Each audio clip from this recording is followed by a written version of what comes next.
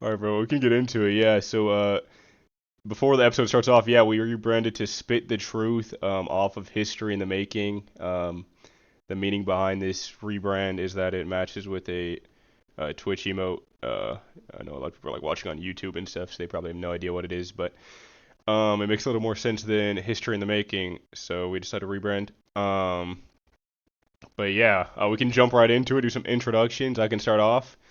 I'm Durpee. I play a lot of Reinhardt. I'm pushing the Challenger leaderboard this season, trying to get rank one. And recently I got sick, but I'm almost fully recovered, so I'm excited for that. Whoever wants to introduce themselves next can go ahead. Yo, what's up? I'm Painkiller PK. This is my third time on the podcast, I think. I'm excited to be back. I think everyone knows I stream, play tank, play Overwatch, play an OWCS on Nightmare. All right, I'm Iron. I'm a tank player. Played in contenders in Overwatch 1, Flash Ops in Overwatch 2, and I don't really compete. I haven't competed in a few years, but I used to compete. And then I'm Sam. I'm the grandpa, man. Jesus, the last time I played must have been when you guys were in literal high school. So it's I guess I'm the old man on the front porch. Almost, guys, blind enough. I went to get my license renewed today and I failed the eye test. So that's where we're at in terms of the body decay. So that was a good one today. But yeah, we should have some good takes today. 6v6 all the way. Shout out Iron for Iron. I gotta say, man, that what really spiced up the 6v6 debate, I think, was you and Jake just going blow for blow with each other in that debate was peak cinema. Shout out to you guys on that That one. was awesome. Dude, That that was a video good That essay time. was you made before that was also really good. The video yeah, Thank that you. video went crazy, man. I remember you dude. were asking about it. You were typing in Discord about it a lot, like trying to get good feedback on it, and you freaking killed it with that video, man. People were talking about it for months and months after. So shout out to you on that one. I'll drink to that. Happy Friday. Just finding any excuse to take us in. Merry No, Christmas. we mess with that. Merry Christmas. Yeah, no, we need more video essays like that, dude. I'm thinking like all the time. Like if I'm like bored in queue or like eating food, like I wish I could watch like somebody like rant about the game, or like say something they care about, which is kind of why we have the podcast. I feel like it's a good place to just talk about the game. True. But yeah, we can jump right into it with the season 20 changes. I guess first of all, before we get into like the obvious like challenger leaderboard stuff, we can start off with the new hero Vendetta. Already received a nerf, I believe it was yesterday. But on release, she got decent amount of buffs. So kind of interested to hear you guys' takes. What do you think about the hero? Playing if you've played as the character, I don't know. But just kind of different perspectives on that. What do we think about that? I can start us off, I guess. So, I mean, I play tank. I play like normally like off tank, so like maybe Diva, Zarya, Sigma, maybe even Ramattra you think of. Uh, I think there's one really, really strong mechanic that people don't really talk about with Vendetta is that her ult does true damage. So whether you're an Orisa and Fortify, whether you're Zarya and Bubble, whether you're Ramattra blocking, you'll take the full like whatever scale you get her ult to, that does true damage. Just so like if you're an Orisa in gold at like full HP, you're taking 500 damage from the ult. Um, normally you would think you take like 200 maybe from an full charge ultimate. Like you take true damage and like with all things like Diva, it feels really, really impressive to play into Vendetta. You can just swing into the Diva's face, like take 0 damage, especially with the lifesteal perk, and you can't really do damage to the Vendetta when you're like a Diva and you just your pellets don't do anything against the armor. So, and that's my perspective on it. Yeah, go ahead, Samito.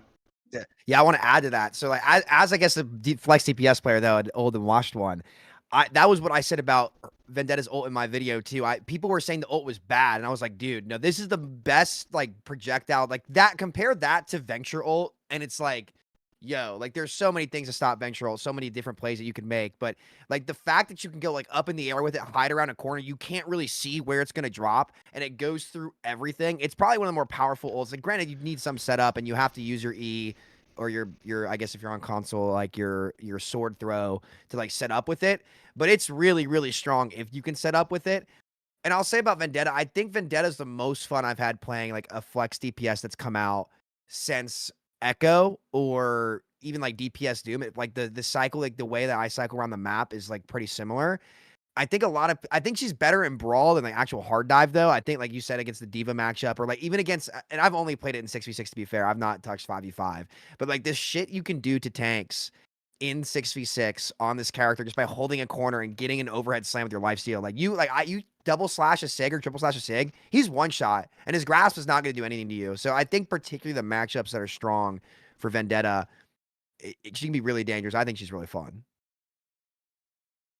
Yeah. I've barely played the game at all this season, so I don't really have that much experience with her. I played like a scrim yesterday, and I was playing against her, but I was playing Sig, and I was like just rocking her. But I don't know about ranked. I think I have like maybe 5 games on ranked this season. Yeah, no, I feel Yeah, I like think Vendetta would. I feel like she'd be fair. I think there's some mechanics that are just there for no reason. Like Painkiller already mentioned the fact that it's true damage. I don't think you said that it goes through sound barrier. So like if you use sound barrier and then you get full Vendetta ulted, you're just like dead instantly. Even if you have like 1,000 health from sound barrier, just ignores beat, so you instantly die.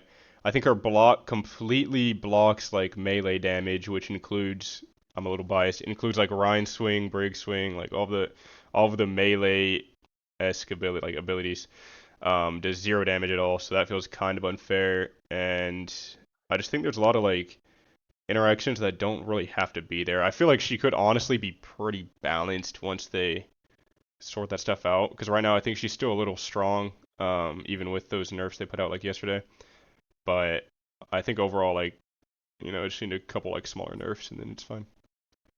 Yeah, I mean the nerfs yesterday with the hotfix was like a five damage nerf on her horizontal swing. So when I think it's her shift or her like like dash ability. You spin in a little circle. There's a perk to upgrade the spin to make it spin more, Yeah. but every single hit with that swing does 45 damage instead of 50, which I guess is a nerf, but I feel like doesn't really change too much. Like Is that the what it is? actual I thought it was ability just with still. like the regular left click.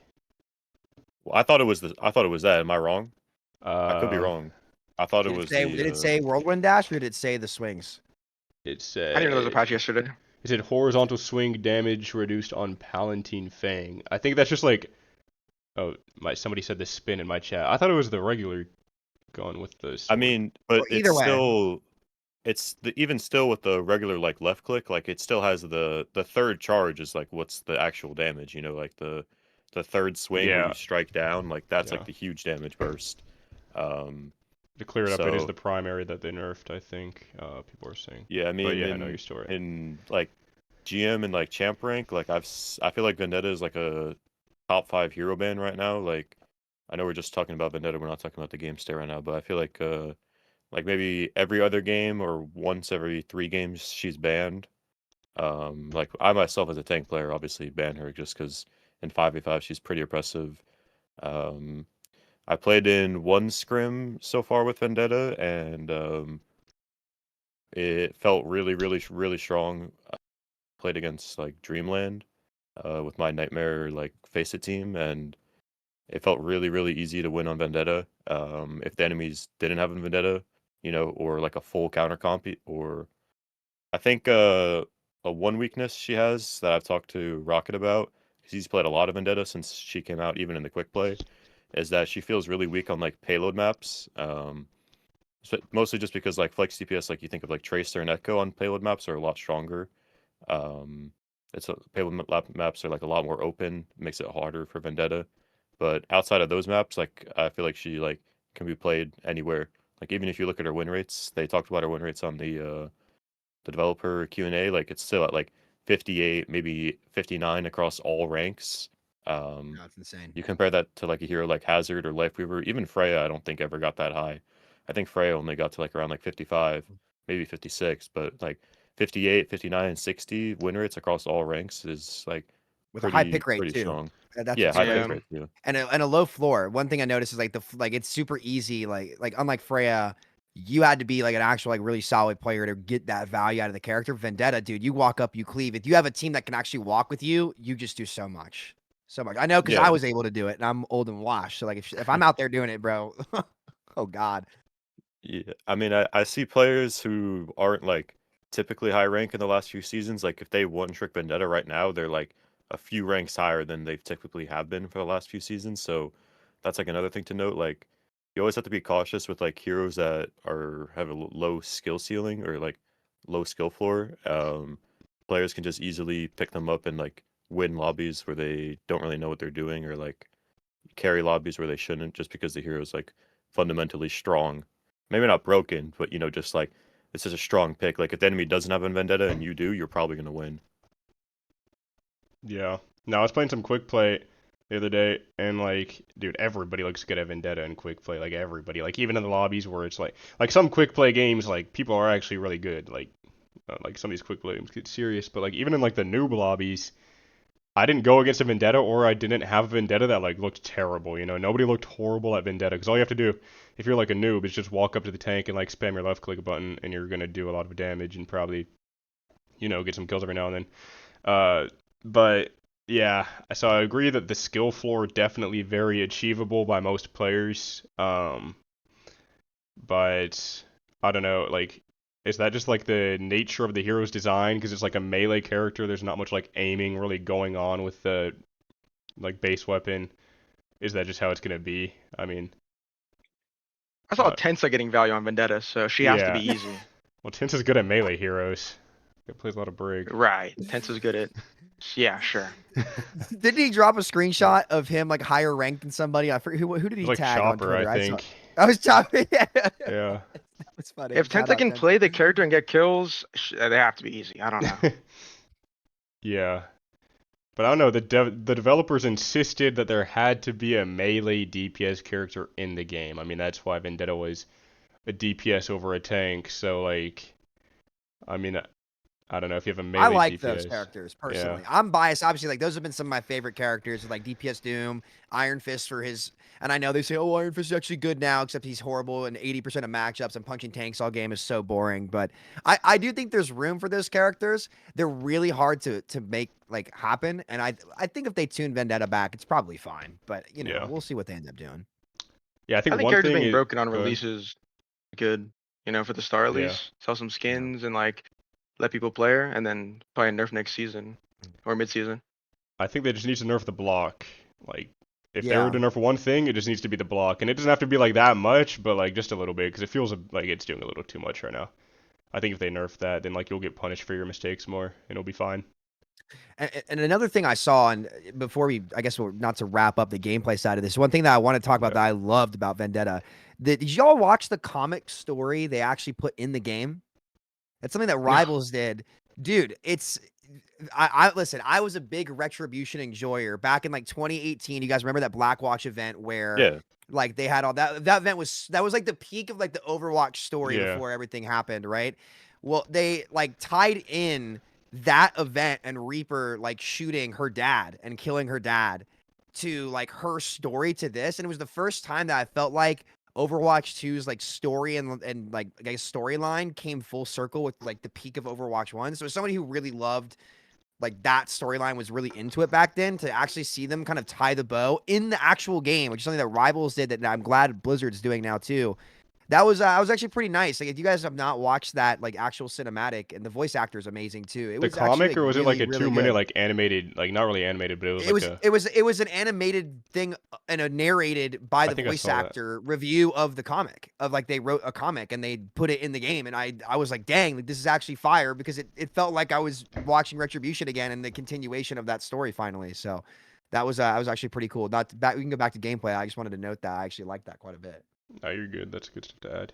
I don't know if there's much more to talk about for like the gameplay of the hero. I guess we can, if nobody else has anything else to say, we can move on to like the balance changes they made in season 20. So like not just Vendetta, but the entire patch. Because me personally, I feel like it was just another like nothing burger patch. I mean, they kind of buffed Sig a decent amount, and then they pulled back on it. I think he got like net buffed 5 damage per left click. Initially, it was 10 damage.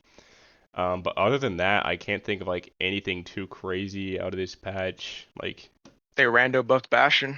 Yeah, true. That was crazy. True. That was crazy. Oh my god, that was like the season 4 buff they gave in Overwatch 1. He was already insane in 6v6. Oh my god.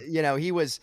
I just couldn't believe it. I mean, I guess, was he bad in 5? Like, I know you guys probably play more 5v5 because you have to than I have. Like, was he bad? Like, is that why they did it, or was it just like totally? I we're mean, just buffing Bastion? Not bad. the thing with The thing with Bastion is like he has really, really strong perks. You know, like you have his Yeah. triple grenade perk where every single time he gets a new form, he has a new grenade, which is ridiculously broken. I don't know how that's even in the game.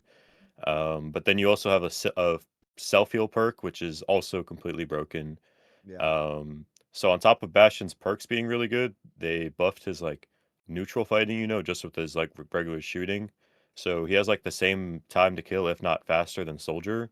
So you have basically a Soldier 76 with more armor, more HP, better perks, more damage, and like I was gonna talk about this with Vendetta, but like when I was talking about Vendetta's ban, but Bastion has been banned. Like Bastion is like a must ban as like Yeah. a tank right now in 5v5. Like because obviously Diva and Zarya are still like really strong, and I kind of skipped over. We were talking about that. Like I think everyone, even casuals, like every single time I see like a play Overwatch tweet or like an Overwatch Cavalry tweet talking about what they updated, like everyone in the replies, whether they're a high rank player or mid rank player or low rank player, is complaining about like the same two heroes, and it's Zarya Diva.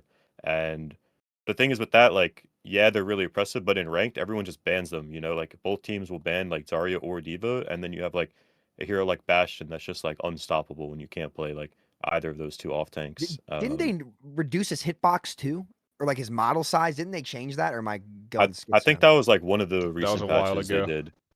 Okay. But they have been like power creeping him, just like they power creep like others, like Every Symmetra, for champ. example. Like everything they can get their hands on, they power creep. I know they did nerf like the Kiriko Kunai hitbox, Yeah. um, which like I think that did help a little bit. I've been seeing like a little bit less Kiriko like oppressiveness. Obviously, she's still a really good hero, but like in my opinion, either I would like to see it like mid-season, or I mean, I guess next season if they don't do it at mid-season. But like, I think right now, like Diva, Doomfist, Zarya, Vendetta, Symmetra, Bastion, and Wu Ying, like all those heroes need number nerfs across the board, or change perks, like with Bastion, like having really strong perks. But I think like across all ranks and even casuals and quick play, like find those like all those heroes like really oppressive and unfun to play versus and really strong. I'm not sure how you guys feel about those heroes. I don't think they're gonna nerf any of those heroes, honestly. I think the problem is I mean, yeah, go ahead. you can go, you can go. Yeah, I was gonna say like, I mean, you're saying they should nerf all these heroes, and like, yeah, you're right. But like, dude, for the last like 2 years, when you ask like any decently good player at all what they should do in the patch, is they should nerf this hero, they should nerf this hero. Nobody's saying they should buff like Sig. Nobody's saying they should buff heroes. But we go through every patch, and they're always buffing tank for no reason. They're buffing tank survivability. They're buffing Bastion. They're buffing Torb. Like, they don't understand that these are like niche heroes that don't need to be buffed. They're like good where they are. They shouldn't be hard meta. And then you have tanks that get buffed. It's like, why are we ever buffing like sustainability on Ram or Orisa? Why are we ever giving these heroes health or lowering their cooldowns or giving them perks that increase their HP? Or like when they gave Roadhog that one perk that gave him more take a breather, like what are we thinking? And it's like, yeah, we're gonna keep saying over and over we need to nerf these heroes, but they just don't do it ever. Yeah, what's up, Samito? So not to segue, this might be this feel not to take us off the patch, but just a devil's advocate question for you guys from their perspective. So in their minds, like people, they've always said this, that people hate it when you take something away from their character, right? People hate that kind of thing. On top of that, if it's more towards a casual base with new things like the challenger system, which I personally think is ridiculous and unnecessary, but the design of that, and correct me if I'm wrong, came off to me as we want to reward more casual players by putting time into the game. And people tried to spin this to me as, oh, well, it's actually making it more competitive because we want people to be rewarded for how much they play in the season. But that's very different from like a raw competitive system is about rewarding skill. Doesn't matter if you play 1 game a week or 100 games a week. If you're better, you will be higher ranked, and that's what matters. A system that's more play to win means that that's a more casual thing to reward people for their time.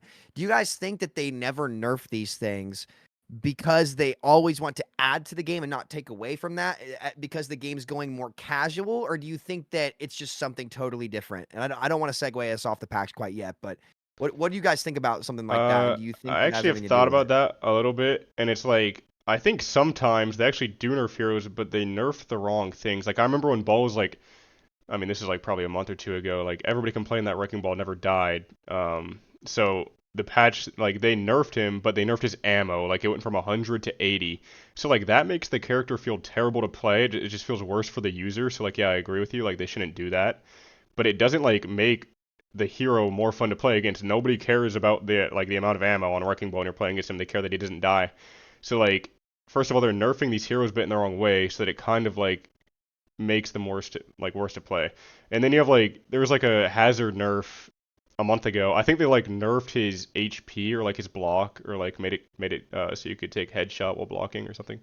They like nerfed his block ability and then like they buffed his slash, like buffed how far it goes. Like I think stuff like that's good. So if they do like trade-off buffs, like say they do like a trade-off buff with like Ramatra, they nerf his sustainability and then like they buff, something about like his gun or like something about like his slow like outside of the perk.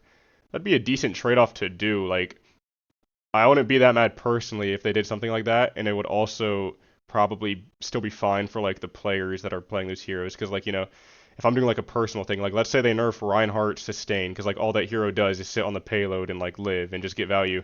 They nerf his armor and then like they give him a better perk that gives him vertical mobility. Like they could still like nerf things that are like annoying about these heroes and then like make them more fun to play and make them more fair to play against. So I think it's possible um to like nerf a hero and not have it be completely terrible for the guy playing it. I think Kiri's an example of that post season 9, where they took away her 2-tap. I think that's an example too. To add on to that, I know we talked a lot about Kiri, but yeah, just a Yeah. total rhetorical question to No, yeah, ponder, I because you're guess. right. I mean, like a lot of these guys will get mad. Like everybody wants to nerf Hog or like get rid of Hog, but like the Hog players would just leave the game if they did that, obviously. So And there's something to perks think about there. question too. Do you guys think that perks being in the game give them more tools to interchange to keep the fun, but switch up the balance of things like Bastion being overtuned? Do you guys think that perks are a good way to do that, or are you guys anti-perk? Are you going? I hate perks personally, but like I'm like an Overwatch purist though. Yeah. My issue with perks is that they don't make a single character like harder or more skillful. It's just like a buff pretty much every time. Like Tracer's perks, you don't have to be as well, at managing as good at managing your blinks or your recall, 'cause you just get them back when you use or when you need a health back. Do you think that's a perk design issue or perks as a concept? Like, do you think that if the perks were more active, like actual the player doing something specifically, would that change your mind? Or you think just nah, you're on the get quaked on train with his giant tweet of removing everything from the game? I mean, That I was agree so with funny. that. That tweet Yeah. was fire. But I mean, I guess if they did make it more like the person and not just like the character, just like just getting a buff pretty much. Like that Go Stickies perk is just like it's just like a buff, like just giving her like 50% more stickies or whatever. It's just weird. I don't know. And then you have to like scale her up too, so she's like not even really that good at the start. I guess it depends on the meta though. But Yeah. yeah, I'm really anti perk. Okay. PK, what do you think? I was gonna say I feel like, it's like a classic Blizzard moment where the last couple seasons they tried to, or like maybe not this season, but 2 seasons before they tried to balance the game around perks. So you Yeah. would see some heroes like they have, shitty perks, so they get buffed. Like you think of like Diva, and Diva is actually a really good example because they originally had the heavy rockets, but they weren't good at all. They did the same DPS as your regular micro missiles, and then they buffed them like to the max, and you saw Diva running rampant for like 2 or 3 weeks before they nerfed it again. I think it was 2 or 3 weeks, but everyone knows what I'm talking about when I say like the OP missiles perk. And Yeah. then they removed that, and they've been starting to add like you see like the venture, like just different abilities that they didn't normally have, but they find a new key to give them. Like R they've been doing for Diva and Venture the shooting different shooting perks. Um, I don't mind those. I do kind of like what they do with like Orisa, where they give her shield back. Like I think like Iron would be more open to something like that, where it changes the play style of the hero, and it's like not just a direct buff, because like a lot of the perks are just like just direct numbers buffs. Like Orisa's perk, both of her minors are like the one is like a fortified, just has no movement reduction, no heat generation.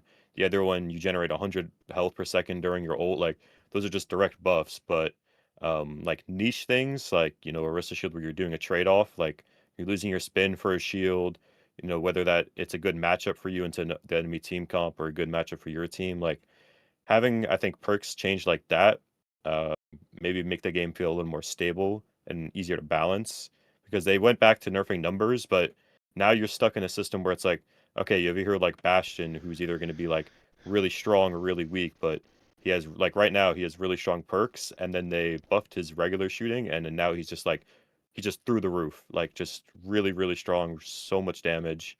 So now you're stuck. It's like, how do you balance the game if you balance between numbers and then you also have to balance the perks to make sure the perks are good? So now you're kind of stuck now. If you're, I feel like if you're Blizzard with the dev team, like you have a hero like Orisa. I know Zeb talks about the major perks on Orisa. Like he doesn't take a major perk on Orisa because he likes to have the spin, and he doesn't want the spear because the spear your camera doesn't lock and the animation is different, the travel time is different on your spear, and you're not really piercing people with your spear. You're also not really using your spear for knockback. You're like maybe you're knockback in the tank with your spear, but you're not piercing people. You're not trying to boop them. You're trying to hit them in the wall and do damage. And so like he doesn't even take a major perk because it just doesn't want That's to. crazy. I That's don't take a perk either. crazy. I don't take a second That's perk on the race. I don't like crazy. the Yeah, charge up. and I and wanted to and then talk yeah, about if the. like Have y'all Never mind. talked to him about that, or that's because that's like I never thought about that because I don't play Orisa. That's insane because that just puts the character at a massive disadvantage. No, Yeah, you think of a hero like Ramatra, like his like OP slow perk. I don't know how they haven't changed those two major perks on Ramatra. Like, I don't know a single actual human that takes the heal slow on Ramatra. Like, then that's been in the game for seasons, and they haven't touched it besides buffing the healing number stat. But yeah, you just have some heroes with like super strong perks, and some heroes like Orisa who don't have a strong major perk, and that also ties into what I was saying about like now you have a Blizzard dev like the balance team that's like looking at perks, you're looking at the heroes already like neutral numbers, and now you're kind of split between the two. A Yeah. lot of time perks are like the illusion of choice. Like there's one perk that's good and the other one's like just useless. It's like not even do you think really a that's a choice to be balance made. issue, or is that a fundamental thing with perks that you just can never solve? It's always going to be there. I mean, I don't know. They just like make some really broken perks for like remember the double TP Kiri? Like that's just weird. Who like it's just so broken. And then even now her Suzu perk is like, why does it give CDR? It's so random, I feel like. So I guess it's just like their philosophy or their decisions. Like I don't know. Like some perks are just like Genji life stealing. I feel like that's a good perk, but it's not like too crazy, you know? Like I feel like double TP, double slide, like these are just so random and like so strong. And then compared to like something more tame. Yeah, I think the problem comes when they give these like really strong heroes that like they're already strong. They give them good perks, like with the double TP for Kiri. Ana is pretty good when they release perks. They give her self nano, and then you can like the other person is still getting nano. Like some of the perks are crazy, and me personally, like I don't mind perks. I just think it's bad when like a hero is really broken and then gets broken perks like that. It's just pretty bad. And then they try to balance the game around it, and then you get like these nothing burger patches. It feels like nothing because it's like, yeah, they changed the perks, but like you're only using this perk for like 2 minutes per round. They changed nothing about like the base heroes, so the meta stays the same. You feel like you're playing the same game most of the time, and then it's like, yeah, the balance team is just kind of split between like balancing Didn't the they heroes or stop the doing perks. that though?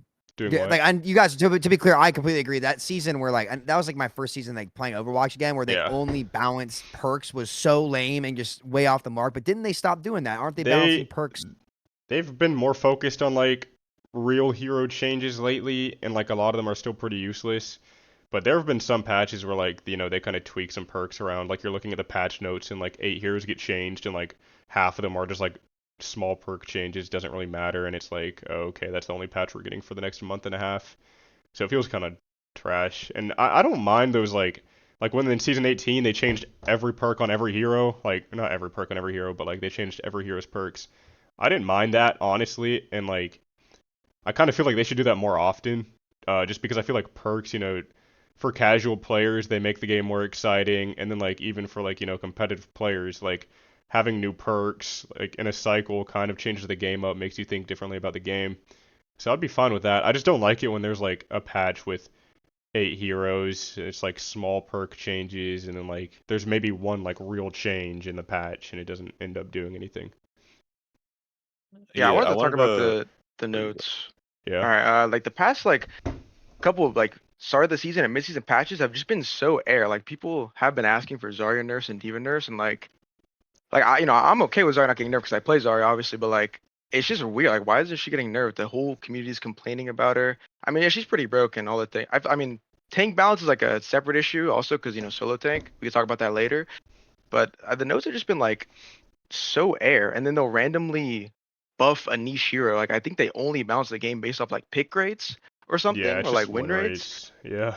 Like if no one plays Symmetra, I mean Symmetra is not as like skillful as like Trey or Genji or something. Like does she need to be as strong as those characters? Do they not believe in a niche pick anymore? Or I don't really understand.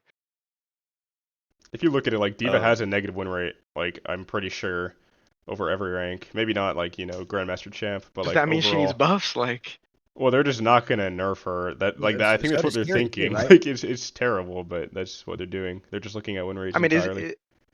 is this a competitive game or a casual one? I feel like we got to make up our Easily minds. Like, casual. they'll Easily say casual. in a dev post like the game is competitive, but I think they're just larping. Like, No, it's easily casual in 2026. We know that. I I have think two it's gone. quick points. Okay. Yeah, go ahead.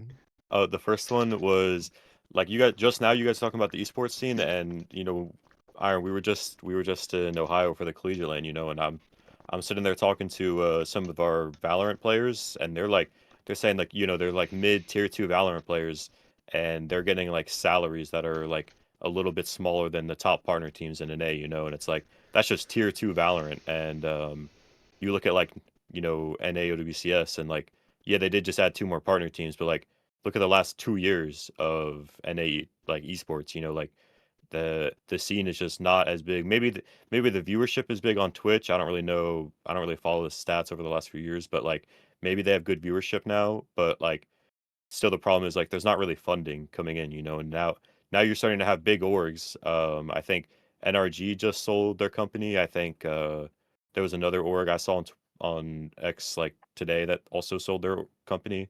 And so like you're already having some big like esports orgs like leaving, and then Overwatch doesn't really have any to begin with. Like now we have 4, but that's 4 like compared to Valorant having like 3 or 4, like I don't know how many regions they have, but they easily have like 3 different regions, and they probably have a tier 1 scene, a tier 2 scene, and like if a tier 1 and a 2 tier scene are like supported, then the scene has growth, and like they have a competitive esport across all regions, but Overwatch doesn't really have that right now. Like you really only have like the top of tier 1 in each region, and maybe you'll see like 1, 2, 3 players a season like rise, from like the path to pro system, but like generally you right now you just see like the same players playing against the same players. Maybe you switch around a few teams, a few players, um, and that's really it for esports. But and then again, talking about the perks, like Aaron, you were talking about like the Kiriko Suzu perk, like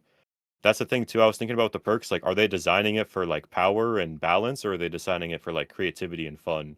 Like, yeah, the yeah, the that's a good Suzu perk question. is really strong, but like the other one is like buff attack speed. Like maybe that's fun. Like maybe that's just like from a creative standpoint. Like oh, we want to buff 2 things. Like one thing in this part of the kit, another thing in that part of the kit. Like maybe buff like your healing versus damage. So players can pick. Would they rather have stronger healing and stronger damage, and like normally that'll turn out in the balance things at like the highest scene. Like one's obviously going to be better than the other, but like maybe they're just trying to balance perks not around actual balance, but like they're just trying to make fun perks or make it more like creative. Yeah, they're like low key just like stadium abilities that they put in the game. Yeah. Like, I mean, compare like the self nano perk to like Diva getting like 100 shields or something. Like, I don't know, it's weird. And also to the esports thing. I mean, Riot also like they pay the orgs, so I mean, like Blizzard doesn't like pay the orgs, to be in the league, so less money. It really is tough. Like Mhm. top players were making 200K in the league, and then now if they're lucky, they're making like a fourth of that. Like, so how is tier 2 gonna get any money? How are you gonna be able to like, like if your parents don't support you and you have to like actually make money, how are you gonna go pro? Like, it's just not realistic anymore. It's not Yeah. sustainable. Or I if you mean, I don't do can. collegiate, like it's really tough Yeah, for. it's why you have so many people just doing collegiate. Like both me and Iron and Durpee. Durpee did collegiate. Like Yeah, 3 people in here did collegiate, and it's like that's kind of what you got to do if you're like a tier 1, high tier 2 player. Just like Or stream. that's like that's all you got. And like, I mean, I can literally say like I went to the esports World Cup in the summer and I wasn't even making 4 digits a month from Overwatch. You know, like that's just how it is. Like, you have other games going to the esports World Cup making like thousands of dollars, like Valorant. You know, like they have like 5 digit salaries a month, and like Overwatch just cannot see that. Like they will not see that unless they change like the whole esports system. I mean, what they're doing now is like, oh, you can go, Sam. Yeah, I was just gonna ask, do you guys think that some of that's the fallout of Owl's collapse, and it's gonna take time for OWCS to rebuild in the current game, or like, so back to you, Iron, I guess right here, like, where does your mind take you on that? I don't think it's a time issue. I mean, like the OWL orgs, they wanted, revenue sharing. Like look at COD League, like the sister league, same company, Activision Blizzard. COD League is still around, Overwatch League is gone. Like they figured it out. I mean, the teams they wanted, they wanted some money. They didn't want to be in these like $50 million like six-year contracts.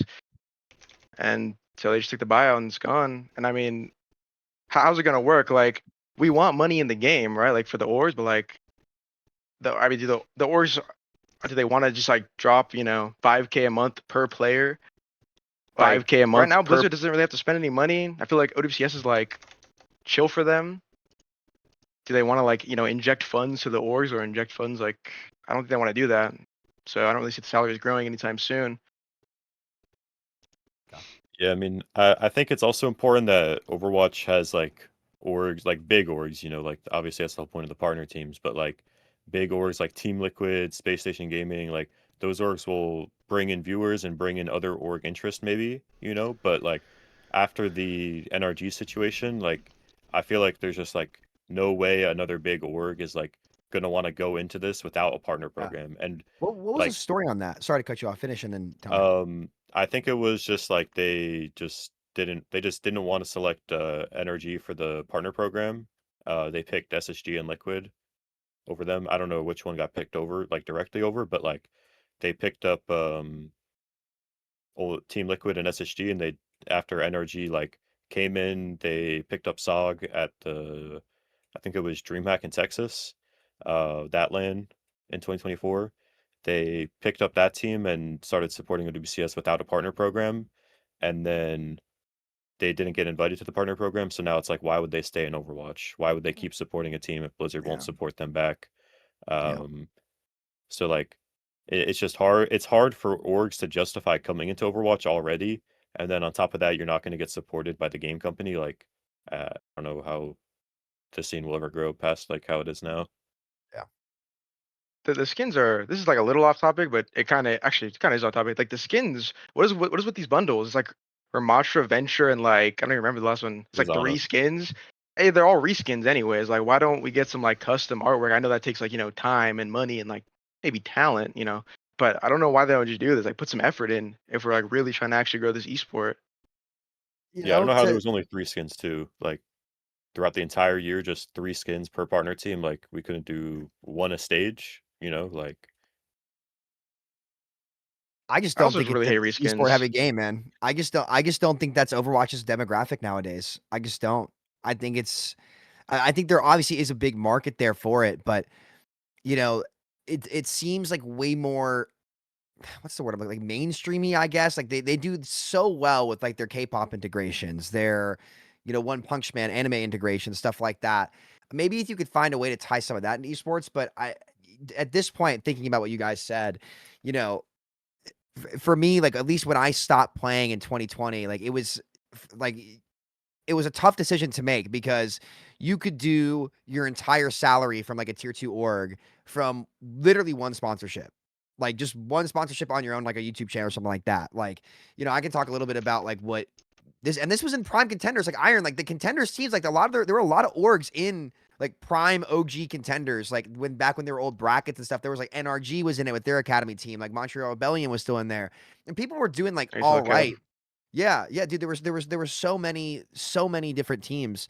Um, I think you guys are right when you say it's not a time issue, but I honestly don't know what would have to change. I think that I guess we'll see. We'll carry on. There's a point that I want to talk about later on when we get to a different subject. I don't want to swap from this one quite yet, but I'm not sure what actually changes that, to be honest. Yeah. Sorry for a random side note, but I think there's only one solution. Like you have to, like Blizzard has to like say, okay, we're gonna give money to the orgs, because like I don't, I feel like the orgs, like the season 1 and 2 out teams, that kind of drink the Kool-Aid. They're like, he's like, yeah, this is gonna be the Super Bowl. Like this is gonna be massive. Nate Nanzer, what was the guy's name? I don't remember. Nate something. He's like, this is gonna be massive. Yeah. The Overwatch League is gonna be huge. Got the Patriots in, and then it just wasn't. and then he left for Fortnite and did all They Fortnite just got stuff. baited, honestly. But like, Yeah. they need to like build some faith with the orgs. Like I mean, Riot, I don't know how much they pay the orgs, but like they do pay them. So like, Yeah. they can like pay their players, get them housing, food. Like at least they're not paying for everything, but like they're subsidizing. So it's like they're more likely to put money in. You know what would be cool? And this is one of my favorite things about OWL in season 1. I loved it when everyone was on Blizzard campus. I might be the only person who liked that. I was never a big Homestead guy, but like when everybody was playing their games on the same stage, and it might make more sense with like what the size, like fan base size is of OWCS, because like you could still have your big lands everywhere, but what if like during the season, like people were staying at Blizz HQ or something like that, or like that would be. I loved that. You got to build more social interactions from a financial standpoint. That's way more viable.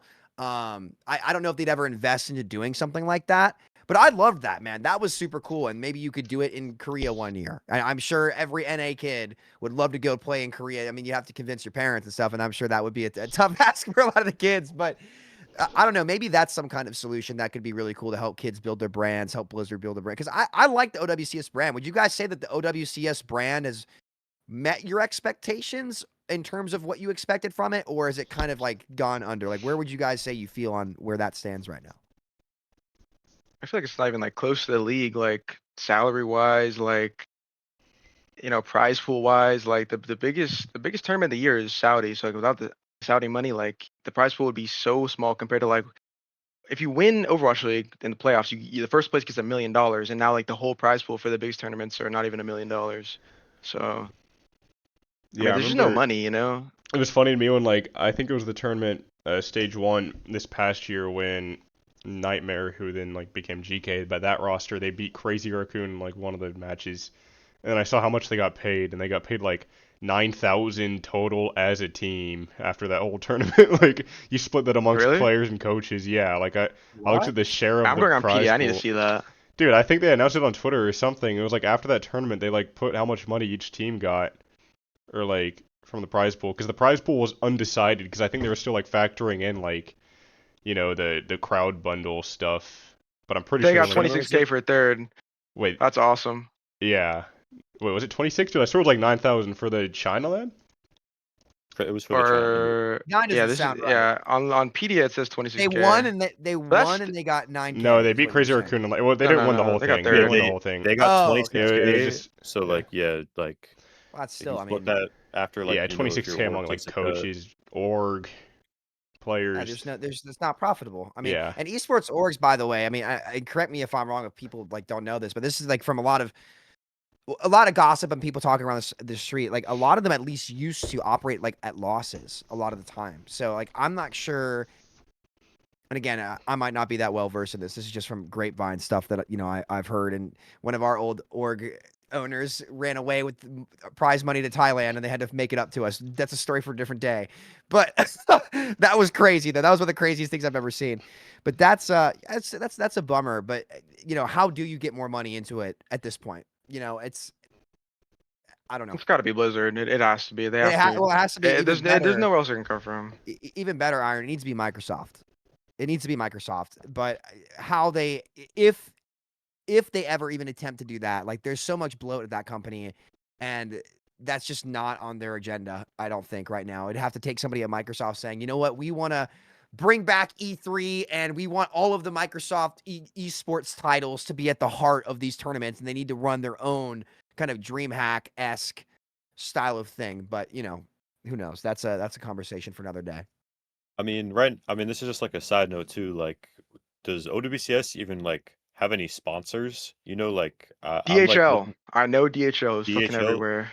Okay, they just got sponsored by DHL, but like that was like I don't even remember them before last stage and before the last LAN. Like they were spamming that at the World Finals in Stockholm. Like DHL during all the commercial breaks and everything. But like Yep. before that, like even it just like that, like do they have anything else? Like it feels like they have like no real sponsors. Like I'm just looking at like the last Valorant major, and they literally have a list of sponsors on Liquipedia, like AIM Labs, Coinbase, Crunchyroll, uh, That Esports Crunchyroll, World that's Cup, sweet. Oh my god. Omen, Red That's actually a Bull, really good Secret point. Lab, Verizon. Like this is just like one tournament I'm looking at, like the first page I'm looking at, and they have like a list of 10 or more sponsors just for like the tournament and like that sort of like esport format. But like OWCS outside of the teams and like I guess outside of DHL, but like that's like one sponsor, compared to like I just named like 10 different orgs or 10 different companies sponsoring one Valorant tournament. Like where is that in OWCS? Like, if you think of Overwatch League, like I think everyone remembers the Butterfinger ads that they would put on the Yeah, those map. are Wait, awesome. did they have Cheez It They ones looked so too? bad. They looked Yeah. so I don't bad. remember the Cheez It, but I I do. think there's a I just Cheez It one. I I think remember. everyone remembers the Butterfinger ads on like every map, and like that's like the last time I can think of like a relative sponsor, and even that was small, So like I don't know. I don't know if there's a way they can get more sponsors or like anything. It's just Well, because it feels like they have nothing. here's how you do it. Here's how you do it. And this is kind of the elephant in the room that I guess kind of needs to get talked about. The game's reputation and the brand's reputation still has not fully recovered from Overwatch 2. It is, I think, a big part of that with the league's implosion. Now, I think the game itself is much better, and obviously it's in a much better spot. But I really what it'll take a Netflix show. It'll take some big PR thing that gets people excited about the brand again. That's why I was so excited to see, I liked that Vendetta story in the game.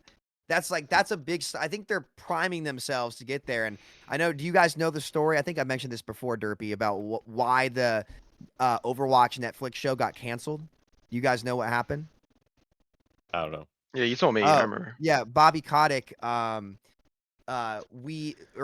say, Blizzard, I think, poached Netflix's CFO or something like that, Oh yeah. and Netflix got mad and canceled the show because of that. So some corporate collateral classics, but I think, and again, I might be totally wrong on that.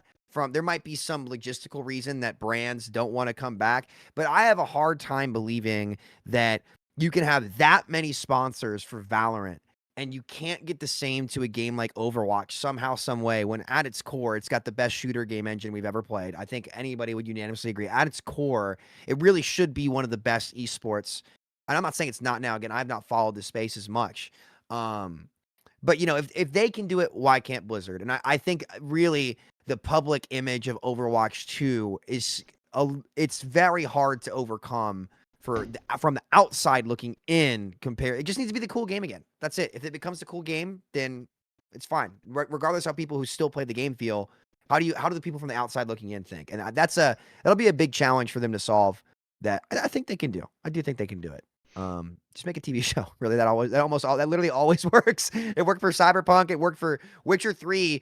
8 years later, set its player count record after they dropped the show with Henry Cavill. Proof's in the pudding. Yeah. Hopefully they I can think do that. I think they've been trying with like these in-game skin collabs. Like the big one is like Yeah. Nerf. Like That was they've been cool. trying. Like that Yeah, was that was a good one. cool, but like realistically, how many like outside players is that bringing in? Like Yeah. outside of people who already play Overwatch, it's like how much is a Nerf collab bringing in? Like it doesn't really matter what the collab is. Like it can be maybe if it's like something really big and has like a really big fan base, like especially because Nerf isn't really like like you don't think of that as like a video game fan base. Like I'm talking if you do something like Pokemon related, like something like big like that, like Yeah. that people follow on the internet, like that maybe can bring in players, but I just think of those collabs like as trying to help, but it really isn't changing things. It's got to be about their story, I think. Like, the collabs are cool, like Nerf is cool, but it's Yeah. got to be like Overwatch needs like I think the best example of a game show. Like The Witcher show was great, but Cyberpunk Edge Runners, like a dark, serious, like not to piss off Mercy Mains on Twitter right now, but they need no K-pop shit. Dude, Okay, there's too many get of out those. there You're and right. tell a dark, dope story that Overwatch always hinted at the start. And I think maybe I saw somebody in your chat, Durpee, say they like were hired a writer, so it probably is in the works. And I hope they do it. You guys, the original Overwatch cinematics. People on the internet were shedding tears at the Reinhardt one was like peak stoicism, amazing. He's like, I've been called, and he goes out there and he's Durpee. Look at you swinging your damn hammer, man. Like that's the shit that they got to do, and they have it in them. They did it for years. Like I to me, that's what I think the answer is, because it's got to be about them. It's got to be about their brand and showing that they're badass. Stuff like Vendetta. I think Vendetta was the first one along, like the Sigma one too. Iron, I know you saw that Sig trailer and you were like, holy fuck, I'm about to get in there. Where it was like that super dark one in 2020 where he's like losing his mind. And that was a good one. That was the old cinematics, man. They used to be so good. I remember like I did the Sombra ARG when I was like 15 or 14 or whatever. Like I called the phone number and I remember like I watched all the videos as soon as they dropped. And they kind of just abandoned the story though. Like I thought they were gonna do something with like, remember like Sombra was like blackmailing the president of Russia or something. I thought they were gonna do something with that. It was Volskaya, the president of Volskaya Industries. It was an iconic Steve-O sim generator exploit on the right side of the map, like peak maps, and they never did anything. I don't know what happened.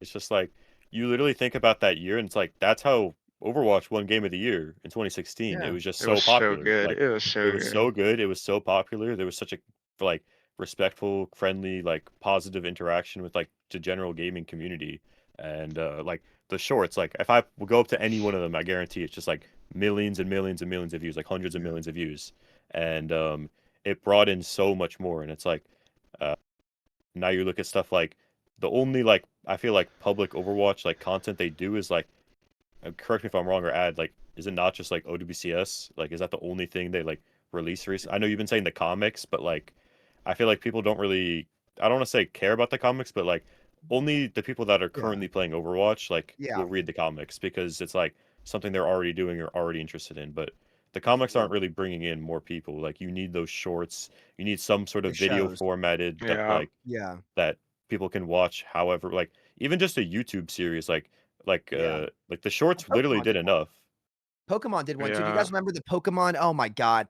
Somebody, I don't know. They did like a Pokemon YouTube only series, and they never kept doing it. I remember that. It was like a mature themed Pokemon, and there was the one where the guy goes into space and fights the Deoxys on the Rayquaza. It was sweet. It was so cool. What was it called? Damn, I'm gonna forget. But even the Pokemon Origins, someone said? Yes, Origins. Yes, that was fire. Did you guys ever watch Dota's Dragon's Blood on Netflix? No. I've never played a game of Dota in my life. But that show was so fire that I found myself doing deep dives into Dota lore for days. If you've not watched it, it's on like book 3 or 4 now.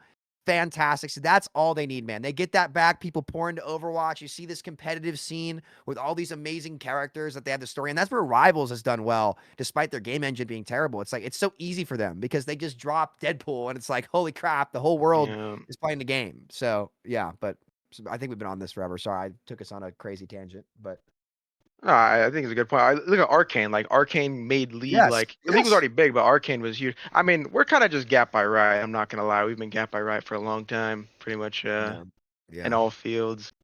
But I mean, Arcane is a really good show. It was huge. Also, you have to understand. You have to remember, or we all know. Overwatch's reputation is like pretty bad. Like it's getting better. People kind of forgotten about the dark ages, but like.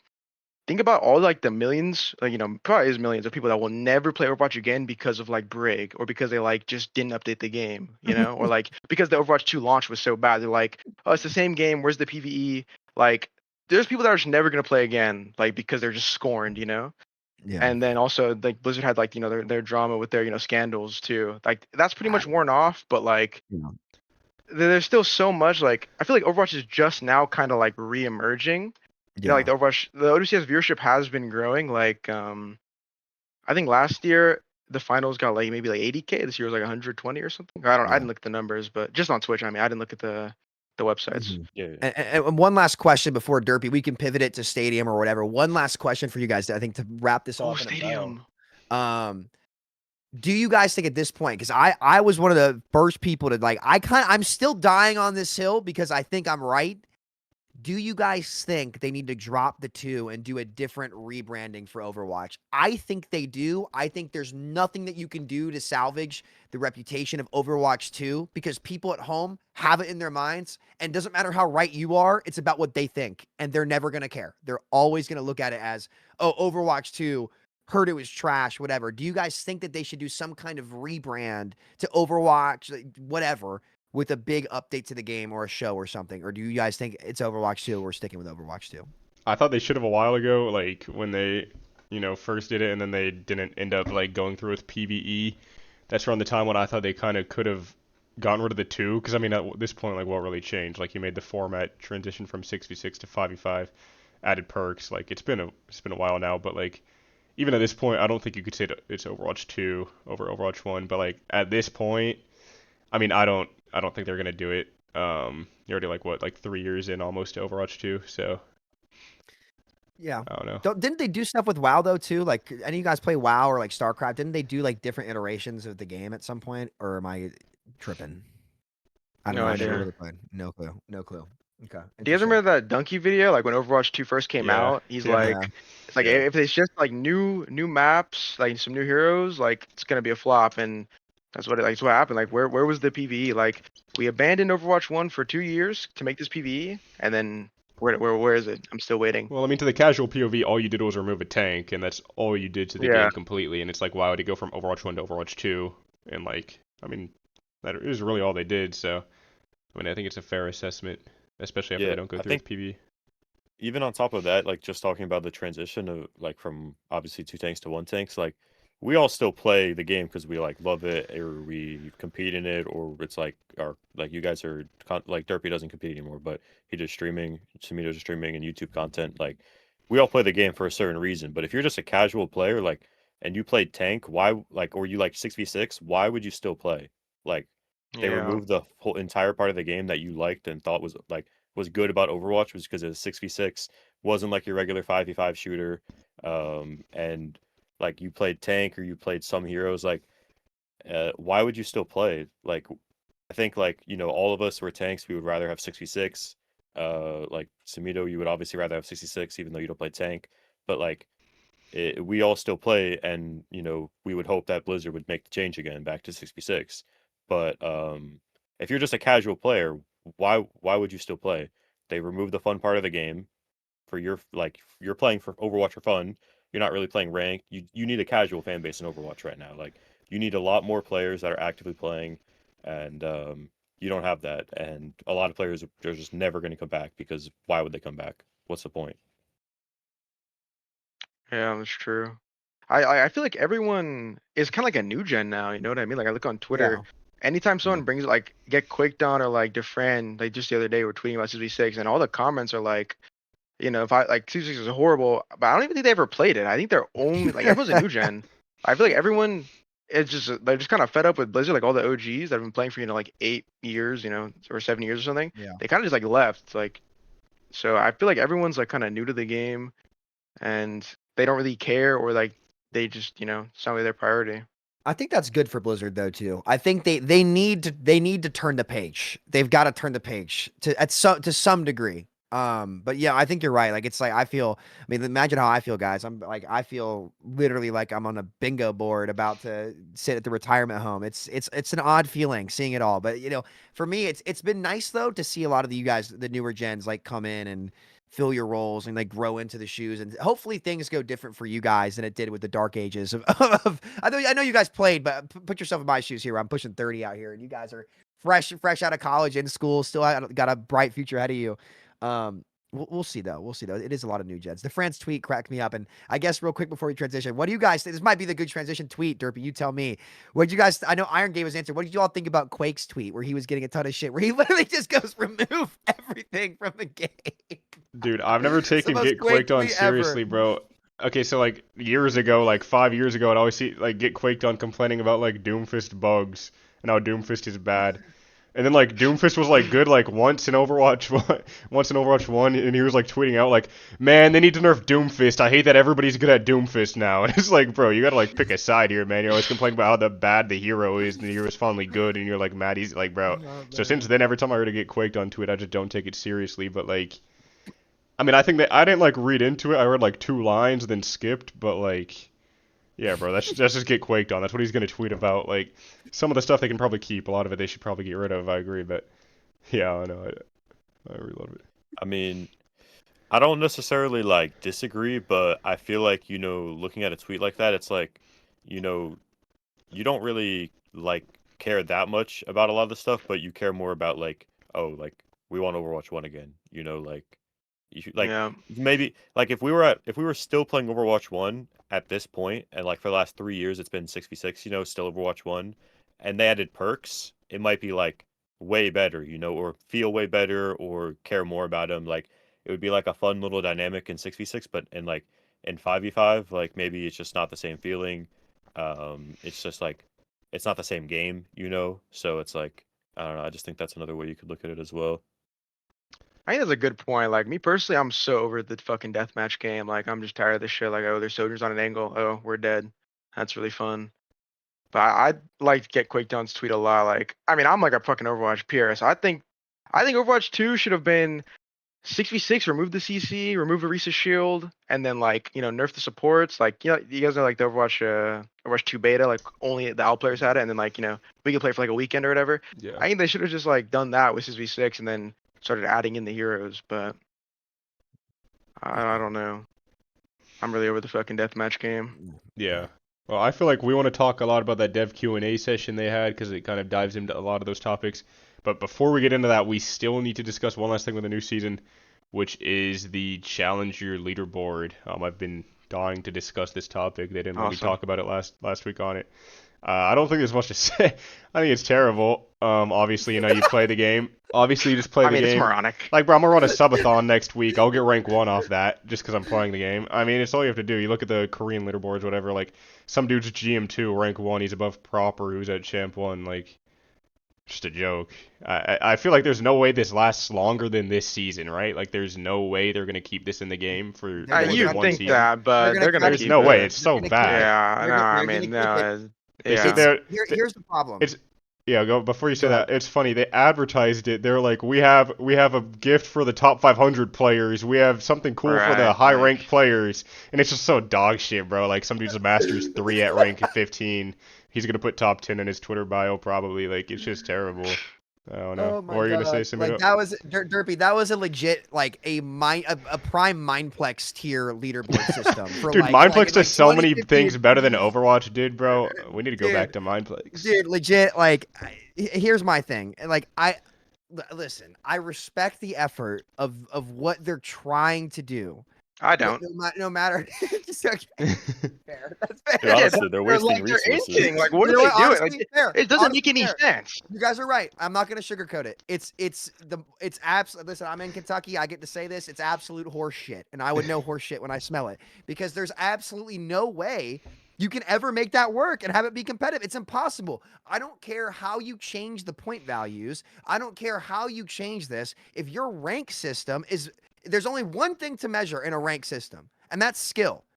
You don't. If you're gonna punish people for not playing, then punish the people for not playing. Don't try to reward people for playing more on the leaderboard. That's what level is for. That's what border is for. You can have all kinds of reward outside of skill ranking to reward someone for their skill. But anytime that you try to make it so, like anything other than skill, it's fundamental that it just fundamentally does not work. It's fundamentally flawed. You can't do it. Square peg, round hole. Honestly, they should axe the whole thing, but I don't think they have the stones to do it personally. When have they ever Yeah. admitted that they were wrong? Yeah, Like, why don't they just go back to SR, bro? That was One actually time. perfect. Oh, I know. I mean, like the SR system. And the too, ranks I looks did. cooler back then. How Who dog shit doesn't? does top 500 look these days? Yeah, the bro, be icons are honest. Bro, sick, can we dude. The icon is please so go bad. Can we go the back to the blue glowing lightning, silver lightning? please? Oh my gosh. Please. I wanted to extend on the new system as well. Like, just you think about Overwatch 2, like how many different times have we had to rework the SR, the placement system, The the card rank system. Oh my gosh. Like They're just trying to it's- reinvent the it- wheel every single time. I think it's important also to make sure people understand why it's so bad. Like it's like you look at Overwatch 1, you had a exact like 4-digit number, so there was a huge like number like that you could tell. Like obviously 4500 is higher than 4400. Like it was your individual skill. I think that's also important as well. Samito was saying, it's skill, but it's your individual skill, not like your range, your division. It's your skill, your rank. Nobody else really has that rank unless they're the same rank as you, and everyone would say you're same rank. But in all the new systems that they tried to add to Overwatch 2, you can't see your individual rank. You have to see, GM1 the whole entire start of Overwatch 2. Like, it was just, oh yeah, I'm GM1. I'm like +5 wins. I don't know, +10 wins, and like, you would never see what rank the guy above you is. And now they try to do it with like adding champions, so it was like a little more skill discrepancy, but like Yeah, I of know. like, oh yeah, if you're champion 2, you're obviously higher than champion 3. Um, like, I don't know how many more games. Like, somebody doesn't know how many more games that they need to play to get to my rank. I don't know how many I need to play to get to the next rank. Like, you can't see an actual percent um in the new system on the leaderboard That's or on right. your You profiles can't. or anything. Oh Well, then my they added God, you can't. I Challenger, so now never you thought about can that. actually. And Yeah, then but but there Yeah, was it's it breaks awesome. both. Here, let's They just say added this, Hero guys. Let's SR, just so say it's this. fixed. Let's just say this, man. It's anything but go back to the system that won Game of the Year. This is what I don't fucking get. Like, I don't get it. You Uh, just watched a Chinese mobile game company take your recipe. And did they just win? Like, they didn't win ongoing game of the year, I don't think. They didn't win that. But they were the biggest game of the previous year with your formula. Like, it blows my mind that, because I didn't think about that, PK. It's like, nothing was better than like you saying your skill, like your rating. I've never heard anybody say, "Yeah, I'm GM1 33%." No, you would yeah. sit there, you'd say, "Oh, I'm 45 50 33." Or I'm like And my peak 46 46. It was better. yeah, and anyone, it's like also anyone who's like actually like actively like plays ladder and you're like trying to rank up, like you're looking at your friends list to see like who you're above, often, or like if they're not on leaderboard as well. Like there's no actual way for you to figure out your actual skill. Like, they even took that out of the game with Challenger. The friends list is bugged. All the previous top 100 seasons are gone. They don't show your games played for some reason. And the whole point of the new system as well was to in the dev Q&A, the developer said like, we didn't like people camping. Um so Fair. that's fine. Just add decay back. It was in the old It's a yeah, SR I first mean, system. I game. don't It was in know. the Like, first They're game. not a single, yeah, like, it's literally just a flip switch. Like, just add decay. You just have to play one ranked game a week, play two ranked games a week. Like, it's really not like that difficult. Like, just add it. And people have been camping since the start of Overwatch 2 as well, by the way. Like, and they also took it off in Overwatch 1. They took off decay yeah. like some point in Overwatch 1, and for no reason, nobody like knew why they did it back then either. Still don't know why it's not in the game. Not a Because they're single looking at player who's high PB. rank knows why it's in the game. It, It's like they specifically, that was their first reason to adding the whole challenger system, by the way. First response was, we didn't like people camping or playing the minimum games and being high on the leaderboard. And it's like, okay, but like, I'm also that rank for a reason, like there's a reason that I'm higher than everyone else because I'm higher ranked than them. Why would you add a system that just removes that entirely? Like, just add Well, decay it, back. it It's it really doesn't not it that doesn't even hard. it doesn't remove it. See, that's what's like. It's fine they remove it. It's worse. It replaces it and gives people Yeah. an alternative to get above you, and you can't do that. It's not a real ranked system. This is my point, guys. You were asking like, is this game actually competitive or are they LARPing? They're LARPing. If they They're double down LARPing. on the system, they're LARPing. It's not a competitive game anymore. It's not. Whether that's because Yeah. Rivals has come out, like I don't care what they say. You can't add this system and call it competitive. I don't care how you tweak the numbers. That fundamental flaw is there. Just don't reinvent the wheel. The first thing you guys did 10 years ago or whatever, it was like season 2, I think, Iron, right? Yeah, Season season 2. two. Season 2, it was fine. It was Yeah, they actually haven't honestly reinvented the the best wheel. competitive system I've seen outside of Bad Lion UHC, which had like, even Bad Lion did this Oh back in my the day, god, dude. Even Badline Bad is Lion so did this. peak. Badline is Like, so peak. dude, I So mean, I they've don't been know, man. they've been reinventing the wheel for so long. I mean, it literally makes no sense. I mean, they also literally just a few seasons ago made it easier to get champ because like people were deflated, but now the quality of games is so shit. Like, Well, also question for Yeah. you though. Question for you. What's the point? I didn't necessarily mind that. One, Unk got champ. What can I say? But two, like, what's the point of having like champ 1, 2, and 3 if nobody is ever there? Maybe they inflated it too much, but like, I still think that well, maybe not because you never had anybody hitting 5K SR elo. Sorry, yeah, go ahead. Sorry, maybe I'm wrong. I don't know I don't understand why they ever left the number. I don't know why there's like 3 leaderboards. It's like fucking inflation. There's like printing SR. You can like just throw in one of your off rolls or something. But it really makes no sense. And I love how in season 3 of both games they ruined the rank system. Season 3 of Overwatch 1, they inflated. Like I was like 3,400 in season 2 of Overwatch 1, and then season 3 I was like 4,300. They just inflated everyone. Yeah. And then the second game, the fucking sequel, Everybody like was GM1. Prime It was so Overwatch, bad. I ended rank 1 in season 2, and then season 3 I was with bronze players because there was like a bug with the skill disparity or something. It was fucking awesome. They're like, oh, you're with 9 seal groups instead of like 5. It makes no sense. I really don't know what they're doing. With the old system, the players could determine what was good. Like, the players, the consensus was like 4 to 600 was like, top level. 45 was good. 47 was like, you're an owl player. Like, the players could decide what was good. And they went to like the 27 system where like you're just guessing. And I couldn't even end rank 1 season 1 was of Overwatch 2 That was because the I wasn't a worst. high enough level. Super was a higher level than me. I had no chance. Like, what was I supposed to do? I don't understand these devs, man. Do you remember Like, like I the really don't get it. 5 KSR thing? It was like everybody was GM1, but if you got like Yeah. like I remember you had to like Yeah, and then request they your logs removed from Blizzard requesting. to see your like numerical SR. So everybody would go like request their logs Yeah, on the that's Battle.net insane. website Like to see thinking your about that is numerical like And they SR. removed insane. it. And then they removed it removed because it. they were tired of people doing that. I don't know why they changed it. Like, why did they have a perfect SR system in Overwatch 1, and then they I went to don't- the wanna- card you want to system? know why? You guys not know why? Why? Reinventing the wheel. So they had to, because they made the Overwatch They 2 had to? engine. Yeah, they had to. They made how the Overwatch 1 engine was made is it was described to us as duct tape, where everything was like duct tape and you rolled it up, right? You couldn't take a piece of that roll out from the middle of the roll and put it in a new roll. You had to remake everything. That's why there wasn't a ranked system in the Overwatch 2 beta, and it was only quick play because it literally wasn't built yet. And that's why that system came out the way that it did at launch. They had to remake everything in the new engine. I'll have to get fact checked on that, but I heard a lot of features. That's why you don't have LFG. That's why, because why else wouldn't they copy paste it? So the reason why those systems didn't exist is because they had to remake them in the new engine that they made for PPE that never came out. It was a skill issue. Like, why don't they just code better? Like, why don't they code a better fucking system? This ranked system is dog shit. It's awful. Like, Yeah, how is this not just a skill issue? Well, it's better. I have It's a- better now. It's better now, but I still think the original one was peak. You can't. Well, top I mean, that. this challenger system, yeah, this Challenger challenger system's bad. system is fucking terrible. It's literally hard work beats talent.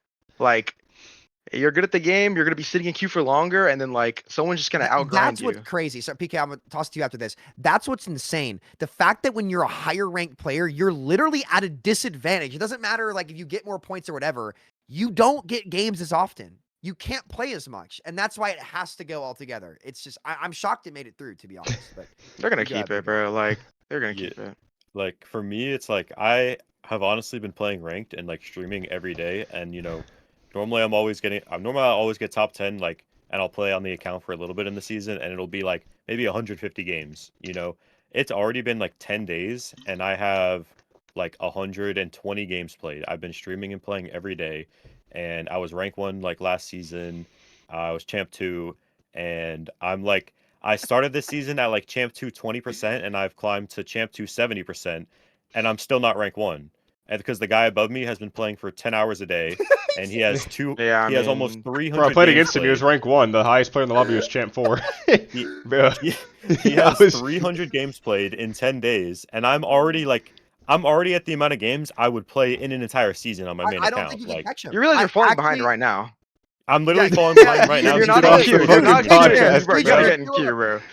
How does And this the make and the you worst part is alive? that I'm winning this season. I'm higher than I was last season, and the guy who's rank 1 is champ 5 and was like GM1. Like, he was, if you go to his profile, he was ranked 444 last season, and He improved. he just improved. Now he's rank 1 for the entire rest He's of the the best. season. He's the best tank on the Um, server. What can he do? And I also wanted to know as well, like, a big reason as well, like the same thing I was talking before about like your individual skill, like I was saying with the SR system, like they also removed that because now you have a lobby payout. Whoever's the highest in the lobby determines like the amount of SR you get on the challenger score.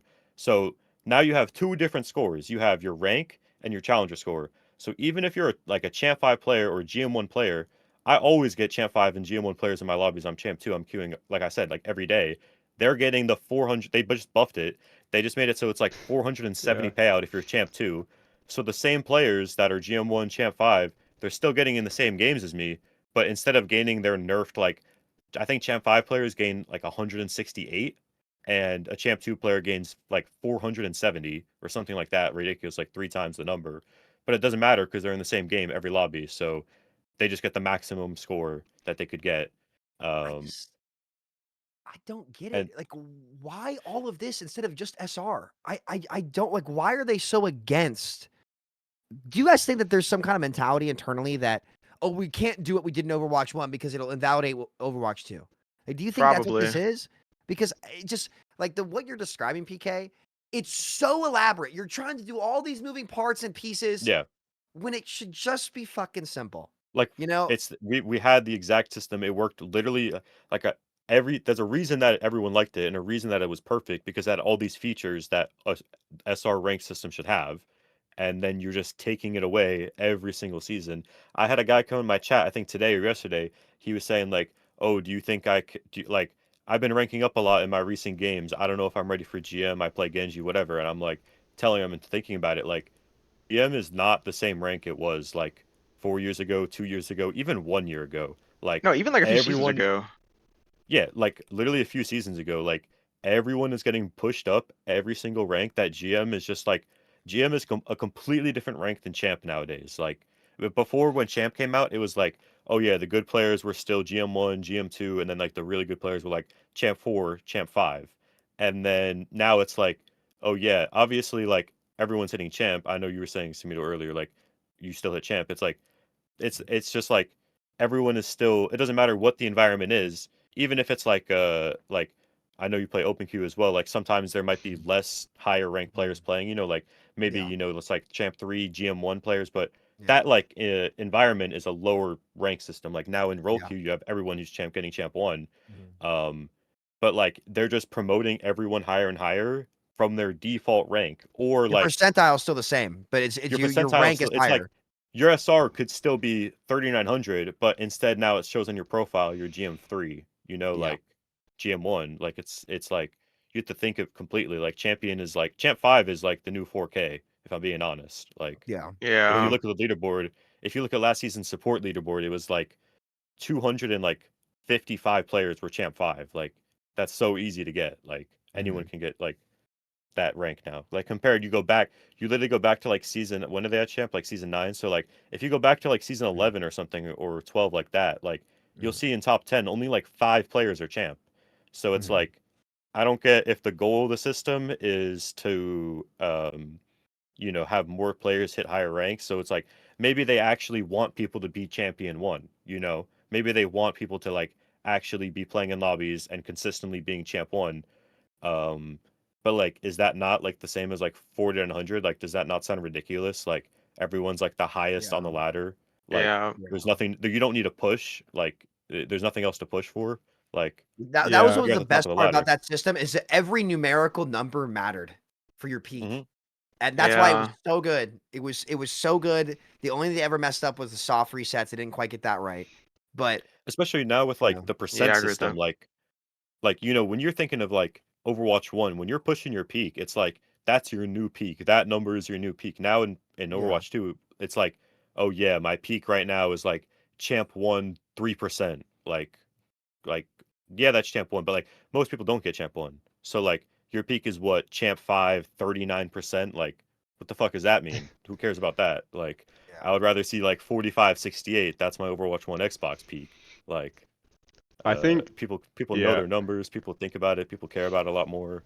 I think Like the problem Yeah. the is percent system is just like, who cares? it's harder to feel like rewarded for when you hit something nowadays. I don't know if that's true for Yeah. like super casual people that like are not associated with like competitive players at all, but like me personally, if I get like champ 2 tomorrow or like something, it's like should I even feel good about it? Because it's like every day it seems like No, it's literally. easier to get champ 2, and then like if I get champ 1 in 3 months from now, like should I feel good about that? Because it's probably going to be easier to get in 3 months from now. Like, but back in Overwatch 1, it was like if I ever got 4500, 4600 for the entirety of like its existence, like that's really good. You know, maybe in like season 1, like Kefri got 4,900, like it was kind of inflated, but like after that, it kind of narrowed down to where like Cafe 40, 49.39, baby. yeah, like Yeah, season 3 there was inflation. yeah, there was no real inflation in Overwatch 1. Like if you ever got 4,500, you could feel pretty good about it. If you got 4,600, you could feel pretty good about it, and like kind of just applied. Now it just feels like I don't know what to feel good about with my rank. So it's like, why would I even care about what rank I am? Because you see everybody, oh, you just play Venture at 3 a.m. You can probably get Champ 2 80% just because you're playing Venture at 3 a.m. Like it, And there's like nothing to separate you yeah, numerical. That's the big thing that like I Yeah. realized that you guys are missing. Like that number, it was the difference maker.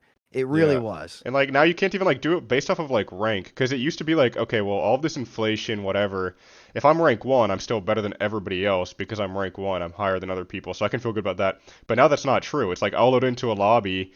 I'm playing fucking DPS. The range is GM5 to GM2. And it's like, oh, I have a rank 1 support on my team, but the highest player is GM2. And it's like I can't feel like bro, like last season, if I load in, I have a rank 1 support. I'm like, oh shit, yo, who do I have? It's just like Ultraviolet. Like who is this? But now it's like, oh yeah, it's just some dude that plays a lot of games. He's like on a tier 3 team, and it's like you can't even feel good about like loading into a lobby and seeing rank 1. So now like nothing matters at all. Like your champion, GM, whatever SR doesn't matter. Your rank on the leaderboard doesn't matter, and it's like so casual now. And it's like who's really gonna start caring about their rank? And it just kind of removes all competitiveness from the game. And like I hope they go back on some of this because I think in like a season or two from now, like legit everybody's gonna be like running games down. They don't care because like what is there to care about? Like how you could win 50 games in a row and what are you gonna be like rank 50 and then like champ 2, but who cares because it's champ 2 in 2026? Like I don't know. Just nothing. Yeah, I I think mean, also you don't even need a good win rate anymore. Like you just gain more than you lose. Like not only is it just playtime, like you only lose 30% of what you would have gained. So Mhm. it's Yeah, like, but I the don't- scores are the thing is the scores for everybody are inflating over time. Believe it or not, guys, this is gonna sound so insane, and it is insane. It's like I play a shitload of Raid Shadow Legends, and they have the most troll PvP ranking system ever, where you win 9 for a win and lose 3 for a loss. But like the score over the season goes up and up and up. It's a literal mobile game system. It's a literal mobile game rank system. Samita, how much do It's you get just paid to not- bring that up? Dude, Bring it up on the unfortunately, I'm in podcast. Get $50. Bro, I play. It's bad, Durpee. It's bad. I'm dialed in though. I am Very dialed good. in. I no cap. But no, it's bad. It's just I can't. I would love. I would love to hear their explanation, like internally, just be a fly on the wall. You know what I would love to see? I'd love to see an Aaron Keller versus Iron 5v5 6v6 style debate. oh about my those rank god, systems. that would be We need to get Aaron awesome. Keller to collaborate with That would like be people that awesome. play, dude. He does like Q&As with J3 all the time. J3's on Marvel Rivals. Well, Like, yeah, I mean, they're a big company. They really only do it with approved creators. Yeah, I That'll know, always bro. be their Obviously, he's thing. not They'll never, getting on there with especially, and me, no but- offense, this is obviously not a shot at you guys at all. But dude, the pro scene has burned the bridge with Blizzard with leaking fucking patches like over every year. It's the same shit. It's funny, but I understand why they're like, we just can't, we got to keep our circle tight. But yeah, I mean, this system, I mean, holy Mickey Mouse. do you think man. there was I mean, I anybody in can't. the room at Blizzard that was kind of like looking at this and was like, oh wait, that's just gonna reward people for playing more? Like realistically, like how many people were looking at this and how many people were like competitive enough to care that it would only reward those people? Well, here's the thing. I think Iron said it best. I think they did know. I think they can change the numbers, but at its core, it's not about being competitive, man. It's not. I think Iron nailed it. It's like you can't fundamentally. I don't care how you change the numerical values of this thing, right? At its core, if allowing that principle to be the case, regardless of like the 10-year history of the game being very competitive, and I think particularly, guys, honestly, I think it has something to do with Marvel Rivals. I really do. I think that they see Rivals having that kind of play to earn system and being a super casual game and doing well. Maybe I'm crazy and maybe I'm Rivals pilled. I don't know. But when it looks like shit and it smells like shit, or if it's not. I'm not saying what is shit in this case, but if it waddles and quacks, it's the duck. How does this get through? And it's because at its core, they want to reward people for playing over competitiveness. That's simple. I guess they just want to like keep people on the game. Like they give them like, Yeah. oh look, you're improving. It's like a false reward. Like we know that like it's all kappa, but I guess like their brains light up when they rank up, and it doesn't mean anything anymore.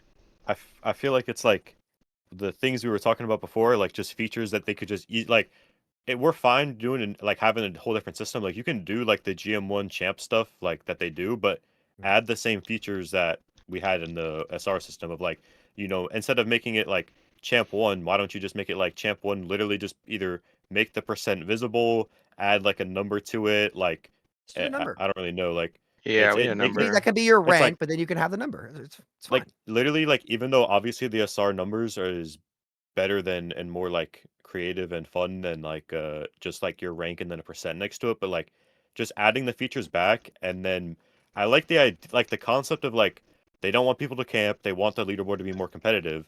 I like that, like reinvent, like, because I mean people just have been camping since they removed decay, but bro, just make a double XP weekend, like make a double SR weekend, and that'll get people on the game. They try to do it with the drives, but literally, I think every single time the drives happen, like everyone is complaining or something. I don't know, like it didn't. The drives don't really work, I guess, because I don't mind the drives. I think I again. feel like it's like a different fan base. Sorry to cut you off, but like No, you're good. it's like people want to play the drives to get a like a Jade gun or a Galaxy gun versus like if you just did a double SR weekend, you would actually have people trying to play for the actual like rank, like making the competitive leaderboard more like just making it more competitive, and having more people play often. I have a few things. For one, so Remy in my chat, he said that they removed SR because I guess people got anxiety when they saw the number go up and down. So there's like babying the community, I guess. I don't know if that's true. I I hope it's think I not heard true, something but about that. Maybe. Kind of forgot. if that's true, I mean, well, they've been babying the community for some like private profile. Remember, you used to be able to hover over your, you press Yeah. P, you can hover over, you can see what characters they played. I guess that was too offensive. Like, I don't know. I don't really understand that. Private profiles, League doesn't have private profiles. It's been a game for like 15, 16 years. Um, Also, you end the same rank now. What is it? They remove placements. Like, because you place champ 2, right, PK? Like, you ended champ 2, you are champ 2. Yeah, unless I don't they only do understand that. like the rank Like, resplits. well, yeah, I don't They really, I should don't do a understand champ that. reset every Like, it's season. They weird. should reset everyone to champ 5 and leave it Yeah, there to start.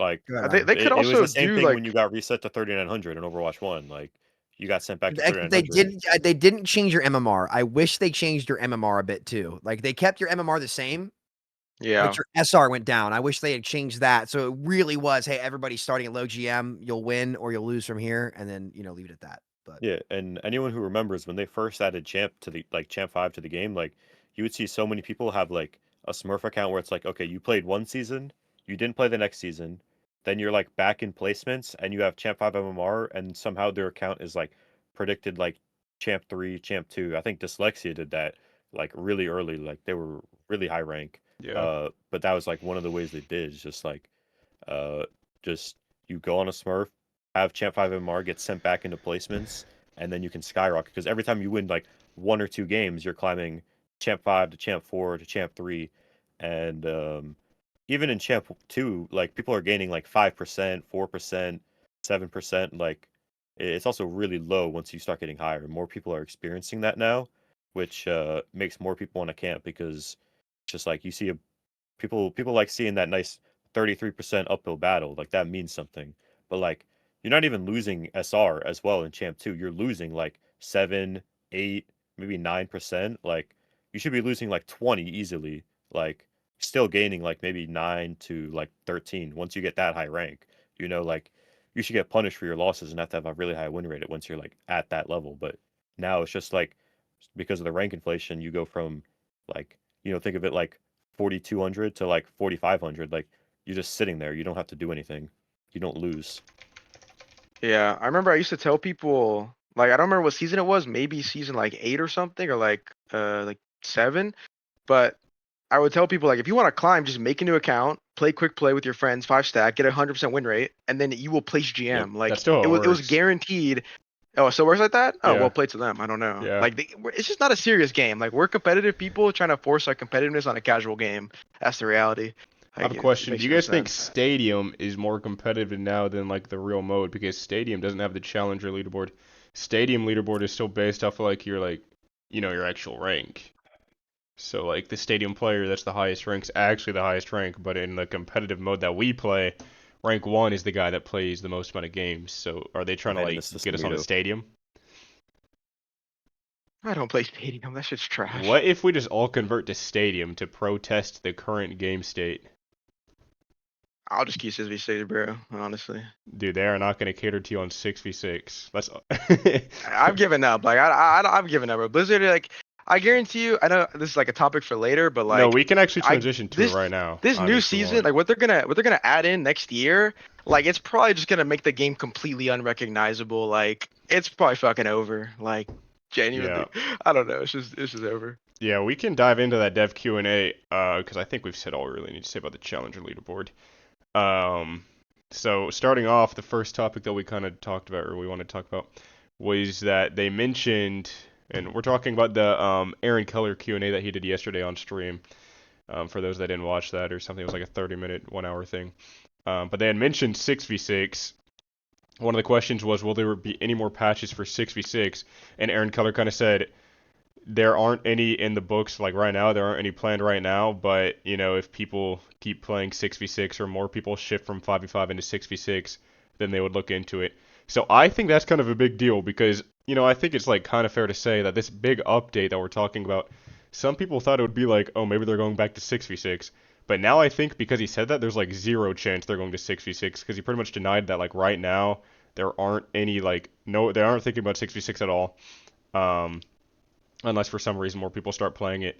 So like I think the hopes for that mode are cooked, and I know we have a lot of people in the call right now that are pretty sad to hear that, but I mean that's just how it seems to be. So We'll see. yeah, you Good think more things people win are gonna giving hop up. on Good 6v6? products win over time. And like, Good but dude, products win over time. we were hoping it would be the big update, so now it's like, well, we gotta wait I for the was big too. update in Yeah. I was too. 2027. Like, how much And maybe longer? they're baiting. Maybe they're baiting. Who knows what they're gonna do, man? Honestly, like we're gonna kind of have to wait and see. I think maybe this year they want to keep things more under wraps because the perks were super obvious that it was gonna be perks, you know, or something like it based on how they tested stuff. Maybe it'll be team ups. Who knows what they do? I guess kind of where my head goes here, guys. And this is genuinely depending on if it's a new mode. I think this is a really valid. It's a valid concern. Do you guys think that them splitting the player base between a lot of alternative modes in the end is a good thing for the game or a bad thing for the game? Because for me, let's start out with Stadium. I think Stadium needed another like 2 or 3 years in the oven to figure out like what it is. Like, I like that they're live developing it, but the formatting of that mode is so Mickey Mouse. Like, what is it like? What are they? I guess my question for you guys here is: one, do you think that splitting the formats is bad for the game for their big update next year? And two, like, what do you think Overwatch is trying to be? Right? Because Iron, I know. I guess I'll start with you because you said they were LARPing. You know, it's just like I'm curious what you all think. Because for me, like, I think they need to go back to their roots and just be the best core open queue hero shooter in the 6v6 mode without super tanks, and they want to do something else. They can keep Stadium and 5v5 with their challenger leaderboard or whatever. But for me, it's like I don't really know what their goal is, and I guess we'll find out this year. But I don't know. I mean I agree with you. They should go back to 6v6, but I feel like when you have these alternative modes, they should always be like, like the smaller thing. Like in League, you just play League, or you play like ARAM, which is like the smaller mode. But like I feel like maybe they like want people to be like actual Stadium players. Like that's their whole like they log on to Overwatch only for Stadium. I feel that's kind of weird. I feel like they should be focusing on the competitiveness. But I think the game is casual now. I think that they just want people on the game no matter what, and they're not really too concerned with like I mean, I swear they don't even update the main mode. Like, I look at these patches, it's like for a new season, it's like 4 things, and it's not what anyone wants or asks for. Like, I so I honestly really just feel think like it's sorry to cut you off. no, no, you're But I good. was kind of catching on that. I honestly feel like a lot of what they're trying to do is so art focused and like, you know, visually appealing focused to where like they add Stadium and it's third person. You can see the skin that you have on. They're doing all these collabs with all these cool skins, and it's like they care And so Marvel. little about the competitive nature of the game anymore, and more so like somebody just getting on to like appreciate Overwatch as a world and like all of the like, you know, utopian stuff that it has, like, you know what I mean, like just very laid back casual stuff. So I think them trying to go over to Stadium kind of like is the competitive side of just doing that, like having them appreciate all these cool PvE abilities that got scrapped. They're adding perks, all these cool abilities that are, like they look really cool and they're like really awesomely designed and they're super creative, and all these like third person skins you can see. It's just like all that stuff where it's kind of like just designed for you to log on and be like, wow, dude, this stuff is super awesome, and there's a lot of it, and not like, oh man, Overwatch is the game where I'm gonna get on and try to get rank 1, like I'm a super competitive player. I mean, I think that's just what they're doing. That's all that has, like, even when they were doing the Q&A yesterday, they had some dude in the corner just like drawing like a Ramatra spray or something. I don't know if anybody was actually watching it. They had some dude doing artwork in the bottom Yeah, right so corner, like, and it was great artwork. Not to flame the guy, but like it just seems so like I feel like they're trying to appeal so much to the artwork side of the game and like the creative nature of the abilities versus like the actual PvP.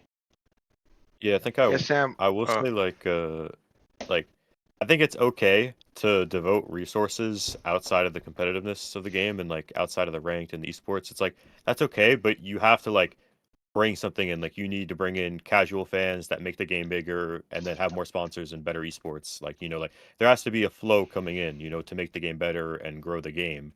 But no new player will ever log on the stadium because how can a new player ever log on a stadium like that hasn't played Overwatch yeah, before? yeah, that's a good You point, have actually. like Yeah. you already have to learn the heroes. And then you on top of that, on top of learning actual Overwatch, you have to learn all this number system and the money and like it's also hard. Like I played a little bit of Stadium when it first came out. Like I played like I don't know what it was, but I played it with just some friends and I got like decent high rank. But like that doesn't matter. It was like a decently fun mode at the start because I would just pick Junker Queen and pick the OP perks and have fun. And I tried to play a game of Stadium like last season, and it was like I checked the people's profiles and I'm playing versus like silver players and I'm losing. Like this game mode is It's not. like It's like it's an It's so arcade. bad. And so here's my question. It's like to add on to that, but then we'll go back to you, Iron.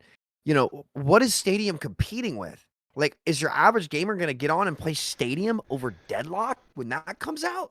No way. Because Deadlock, like Stadium doesn't have the ceiling or the skill to reward that like a real MOBA or like a real like what even is Deadlock? Like a MOBA shooter? Yeah, I dude, don't know. It's a Samito, MOBA. It's a MOBA. Yeah. what was that game Yeah, on I mean Mindplex where you'd like run around there, the 4 corners on the map or like the 4 bases, and you would get all these like Bridges. different abilities?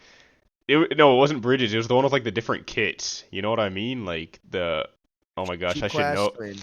Dude, I have a video where I like recorded a guy hacking on it. Hey, you keep talking. I'll get Was it back to Gem you on. Hunters? No, I'll get back to you on this. Hang on, you can keep going. Um, Well, I'm gonna sort by my oldest video.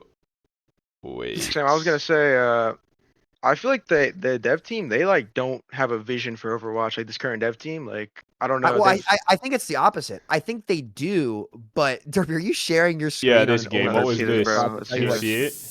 Champions, bro. What do you mean, Yeah, dude, champion, bro? champions. How did Come I forget on. about that? Oh my gosh, it's so Yo, how could you embarrassing, forget about that, dude. bro? That was my bread and But butter. that That I was the feel like best that's better assassin than on Stadium. Mineplex. Oh my god. I feel like that's better than Shout out to Stadium. I'd rather hop Champs on bro. that than Yeah, Stadium. of course, Champs was lit. Dude, Champs was 10 years ahead of its time, and Of Clans was course. so, dude, peak. But Iron, I disagree with you there. I don't think it's that they don't know. I think they're in the process of trying a lot of different things to see what sticks, which I'm kind of okay with. But eventually, you got to make the decision, in my opinion. But Yeah, like are we a competitive game? Are we Stadium? Are we like quick play? Like are we fucking Mischief and Magic? Or what is this game?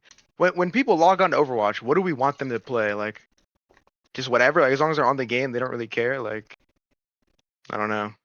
I mean, I'm gonna be so honest. It was so obvious the transition, like into Overwatch 2, like very early Overwatch 2. Like you can just tell there was something changed at Blizzard HQ about where they want this game to go. Like, and you can see, like, with how I'm permanently banned for saying things like "shut up." Like, they don't want a bad environment at all. Like, you're supposed to get on and start buying like a Barbie skin for Mercy, and then buy like Lay Seraphim Brig.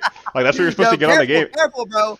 No, bro, that's what you're supposed to get on the game to do, bro. And like back in Overwatch 1, we didn't see that much of that. We didn't see many collabs in Overwatch 1 at all, but like a lot of these collabs are like more towards like, cute skins and like a lot of these like That makes in-game money chat though. I'm fine with filters. that.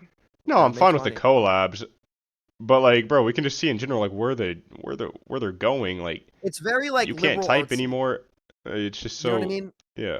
Like you seen like liberal art schools where they're super like very like the artists you're talking about, like super talented, like really, really good at that, like very aesthetically pleasing, stuff like that. That's kind of what it feels like it is. It's not like an SEC football school where you have like a bunch of Yeah. freaking like the actually speaking I of d- what's this? Hold on one sec.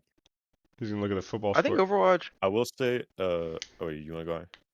Yeah, real fast. I think like the Overwatch strengths are like the engine. Like the engine is so incredible. I know it's like a little bit worse compared to Overwatch 1 and Overwatch, but it's Overwatch 2 engine is still incredible to play on. Like I think it really challenges the source engine. Also and the hero design, like not just like how the characters like look, but like how the characters play, like the abilities. Like some of these character designs are so genius, like Winston, Tracer, Genji. I mean, I have like so many hours and so many games like Deadlock, League, Apex, Valorant, and I still think like nothing is, challenging Genji or like maybe they didn't understand, like maybe when they were making like characters like Winston, they knew, oh, this is kind of cool. People can like, primal, but like I don't think they foresaw like, Fearless tossing fish cake across the map on the sky. On this Like guy, oh the my character god. design, it's just so incredible. So I feel like we want people to log onto the game to like play these hero designs and play with this engine. But I don't know. I don't know. I guess they just want people to like, as long as they're on the game, as long as they're buying skins, like it is what it is. I don't know. I feel like they need to make up their mind, choose a specific target audience, which, obviously I prefer if it was the competitive audience, but I guess we'll just have to see. You go, I, Guys, BK. Sorry. yeah. Yeah, I mean, I was gonna say like sort of what you guys were talking about, Durpee and Iron, of like what like game is Overwatch trying to be? Like, what are people trying to do when they log on the game? Like, are they trying to play competitive? Are they trying to play quick play? Like, it also like you're not like I was saying before as well. Like, people were coming to play Overwatch, like which was 6v6 like team based like FPS with a great engine, and then they just take that all away and it makes it feel so deathmatch. It's like people don't want to play the deathmatch. They want to play Overwatch. Like uh, they want to play that shooter in Overwatch 1. That was like the funnest game ever. And why would casual is like what I was saying before. Like why would casuals get on? What are they trying to do with Stadium? Are they trying to make Stadium like the new? I want to get on and play Overwatch. I want to play Stadium, but that would never ever bring in new people. It's way too complicated for like an average person to get into the game. Like there's way too much going on there. So like, I don't know if they do a really big change next year. I feel like it actually has to be meaningful. Like I know Samito was saying about like if it's a new mode or something like that. Like yeah, that would be like meaningful, I guess. But like that's not changing the game. That's not gonna make the game bigger. It's not gonna change anything from how it is now. Just make it like you have a new mode, I guess. It's not changing any core But the gameplay player base, you got to be mechanics. careful with splitting the player base because you could. I mean, look at the 6v6 Mm, community now. Like it's getting better, I think, from what it was when they made an update. But you got to be careful with that because if you split instead of adding a lot, it could end up hurting you. Sorry, go yeah. ahead. Is that all you're gonna say, Painkiller? Yeah. Okay, Okay. yeah.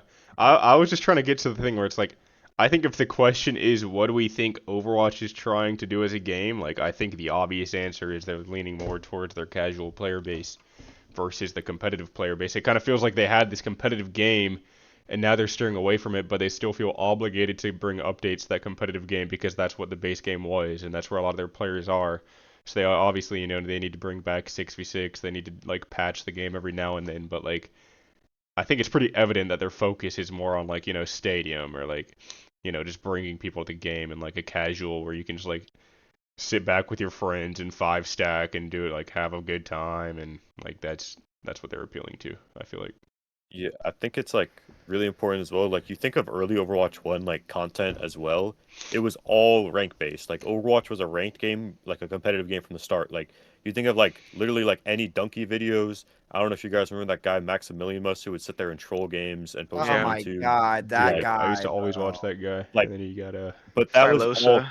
that was all competitive Shout out based. Silosa, Like bro. Shout out Overwatch was a Silosa. competitive game and people played it for competitive, and then you would have like a smaller group of casuals that played quick play, and over the years, every single year up till this year, they keep trying to pander more towards the casual base, which is losing like the fandom and the people who actually want to play Overwatch for the competitiveness.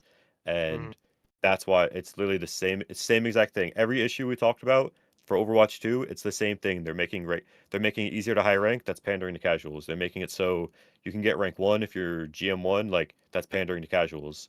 And it's just every single year it's the same exact thing since 2016, and that's why Overwatch will just like never get good again unless they make it an actual competitive game, which was what it was in 2016 and 2017. Like, yeah. I think Jeff Kaplan honestly was into the game. I feel like he was just obsessed with PvE. Like we all know like Overwatch started out as like Titan or something, and then like, it was PvE Like game, Titan, didn't yeah. work, and then they're like they made this, they struck gold, they made the 2016 Gotti, and then they're like, okay, let's not update this and let's do PvE. Like I don't, that's just completely illogical. Like they have like a massive game. They have an esports league that's getting like. Do you guys remember season 2 of Owl? That stadium was filled. They even booked the wrong artist, but like it was that shit was packed. It was hype. But then they're just like, okay, let's focus on the PVE. Stop updating the game, and then It was the release most Overwatch mainstream 2. game in Fortnite. It was like Yeah, record.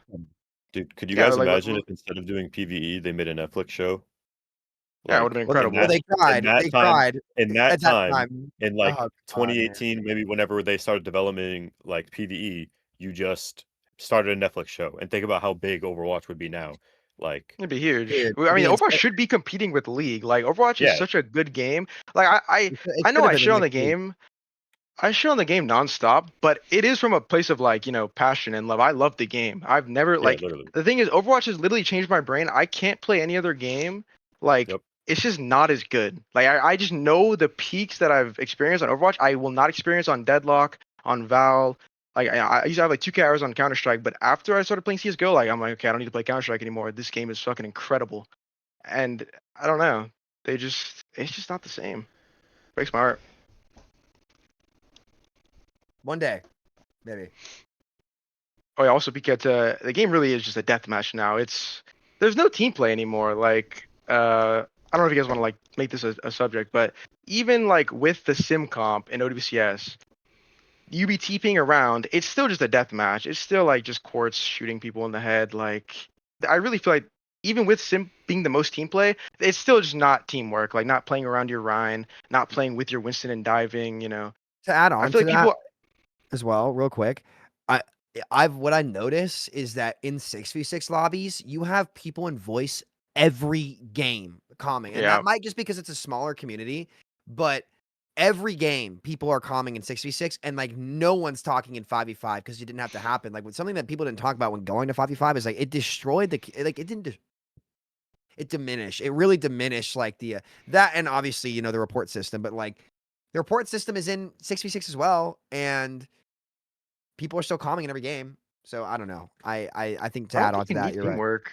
You don't need teamwork in 5v5. Like I comment 66, but what am I gonna say in 5v5? Like, hey Sojourn, go get a kill. Like, am I supposed to calm that? Like, I'll literally get banned if I say that. Like, what am I supposed to? What am I really supposed to say? Yo, Like, yo.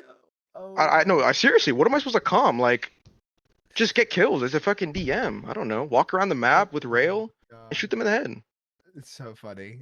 It's Yeah, I so mean, you just have funny. to calm more as a tank player, just because you're like synergizing with your other tank in order to like be able to stay alive. Like, if your other tank is like AFK or like walking around the map as Roadhog, and then like the other two tanks walk on you, like you're probably gonna die. I mean, that's how the game Shout works. out Like, you Gibba. actually have to work with your. Dude, I saw Gibba on. Yeah, Gibba was playing He was on today. 6v6. I know. I saw Oh, him he was on today. today. Oh my gosh, no. But I no, feel like you're right. casuals enjoy working as a team. Like playing It's around your fun. Reinhardt. Like, It's fun. you It's know, what makes the game fun. You don't have to be good to experience that. That's a part of the journey. It's the X's and O's. What made Overwatch 1 so great was the depth and uniqueness of the X's and O's of the game. And you could get that anywhere. But like watering that down and then calling it more was the most catastrophic mistake they could have made. And they're still, I don't know, I man. mean, I hope at a they certain change point, it. they didn't have a choice, right? They're like, they haven't updated. It's 2022. They haven't updated the game in so long. Like, they have to do something, and they're gassing this PvE shit. Like, they had to remove a tank. If they released Overwatch 2 6v6, there would have been like the game would have been a complete joke. Like, it was already pretty hated on release, but it would have been even worse. Like, it's because it would have been the exact same game, like one Yeah, for it's one. just, no matter what they did, it was like that. I think at that point they have to choose to just do the good stuff, like the SR system we talked about. Like this is what's the most mind blowing to me. It's like I not to go back and beat a dead horse here, but the fundamental idea of this challenger system is just like, I mean, Moronic. I don't know how that makes it to live, man. As like even like especially with the values being what they are, like and Gavin's usually great too. Like I like Gavin a lot. I'm not trying to dog on the guy here, but I I can't believe that. I can't It's believe just Yeah, for I casuals. feel I like mean, I didn't know you were back. Oh, Where's the camera at? nah, bro. My power went out, bro. I'm on my phone. Jeez. It's all good, bro. Oh my Stuff. gosh. Nah, I had to join back, bro. I had to join back. I'm on the data, Yeah. but bro, shit. I forget what I was gonna say now. My bad. Something about the challenger system. Oh, yeah. Like, can you not just run a simulation for 24 hours You based can. off of the previous season? Like, take the last season's top 500 and then just run a simulation to see what would happen in the challenger score and see who would be where. And It you would depends on easily how it's see, written, but yes, you can. yeah. And then, but like, I know they patched it, like they did the hotfix to change the system, but they've been planning this challenger system, and those were like the numbers they were going to go with. They were going to go with the highest player in the lobby payout instead of your actual rank. And if you literally just ran a simulation, you would see, oh, hey, this person who's Master 2, they played 500 games last season, so they're top 10, with the new system. Like, I feel like you could easily see that happen in 24 hours. And then now you look at the system, like we were saying before, about how it's just like Champ 5 higher than like Champ 1, like. They're just The- perfectly wrong. They make the wrong decision every time. Like honestly, like if you want people to play the game and not camp, it's just add decay. It's really not hard. They're just there's a perfectly saying for wrong. this, Iron. There's a saying for this. The CEO of Walmart, guy from Arkansas. Imagine the most Arkansas dude that you could meet. He got interviewed one time about how he was able, some New York Times reporter ever, about how they were able to manage the volume of traffic they have between all these massive stores. They were like really one of the first big companies to do that in America. It's like, dude, what's your genius? Like, what's your secret? And he answered her and he said, lady, I'm trying to get this fucking box to that fucking store in the simplest, shortest way possible. That's all I'm doing. And sometimes the simplest answer is the best one. And if you go and Occam's try and razor. reinvent the wheel, yeah, exactly. It's like, and we'll see how they respond to it. But I mean, it's like they would rather reinvent the wheel than do the simplest thing here, and that's what's just so crazy. Oh, is he back? Is he Maybe on back? his phone, bro. Oh my Holy shit. Oh my god. No, there's no Turn lights, turn bro. some lights on, bro. Oh wait, no power. There's No none. power. I can't power That's That's that. tough, tough. bro. Got a candle or what? Bro, can I turn on my. Bro, I'm actually about to have to go get a candle or something, Oh my bro. gosh. Yo, oh my God. Hey, as we were saying, guys, sometimes the simplest way is the best. This guy's just gonna have to light a candle when there's no power. I love it. I think you're right, Sam. I think they're not gonna do anything from Overwatch 1. Like I feel like They they have won't. like a I don't know if they do have I don't want to flame them too hard, but do they have like a pride problem, an ego problem? Like they're just never gonna like look back I don't and think that's like what it is. so they're I delusional honestly, then. I feel like that's all the only two options it could be. because look, I would say this is the first time the rank system is taking a big step back since they were rushed to do it in Overwatch 2. Like, would you guys at least give them that? Ever since the first one, like ever since they first reworked it and it was way better, like it hasn't taken any big steps back No, it's outside gotten of better. inflation. It's gotten Yeah. better. This is the Every first update like they did, it real was got fuck better. up it's been. But It's like just like, I just don't do we get it. really Go do we ahead. really need to like praise them? Like it's getting better, but it's still not better than the game that came out in 2016. Like how much praise can I really give them? Yeah, and Yeah. that's where you're right. It's crazy. Like it, maybe there is an inside superstition. We can't do what Overwatch 1 did because we're Overwatch 2. And if that's the case, which I'm not sure, I honestly have no idea if it is or not. I would say the best thing that you could do for yourself is drop the pride on it and do what's right.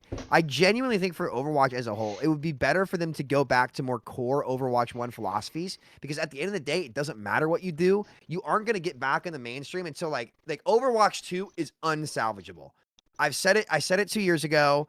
I was like, maybe I'm wrong, but I'm pretty sure this is unsalvageable. And now here we are 2 years later, and guess what? It's still unsalvageable. I'm not saying the work they're doing now is not good or not salvageable, but what I'm saying is your work won't move the needle until you're humble enough to give the olive branch back to the casual gamers and say, we fucked up by dropping a brand that doesn't fucking matter anyway.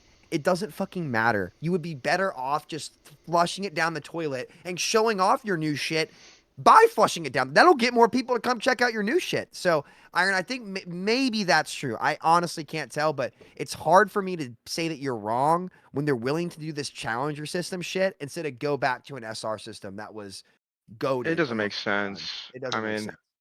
they're kind of just like spitting on the competitive players. It feels like.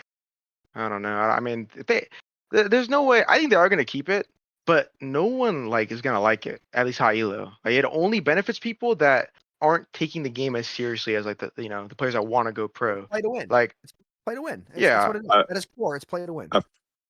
I feel like the way I think about it is like, so the last big update for me was like when they added the champion rank. Like and everyone season was end. GM1 for the entire top 500 leaderboard was GM1. We needed a new rank, we needed something. And then they added champion, and then they kind of made a skill discrepancy between, you didn't see everyone GM1. You had GM2, 3, 4 players, like your rank would actually drop.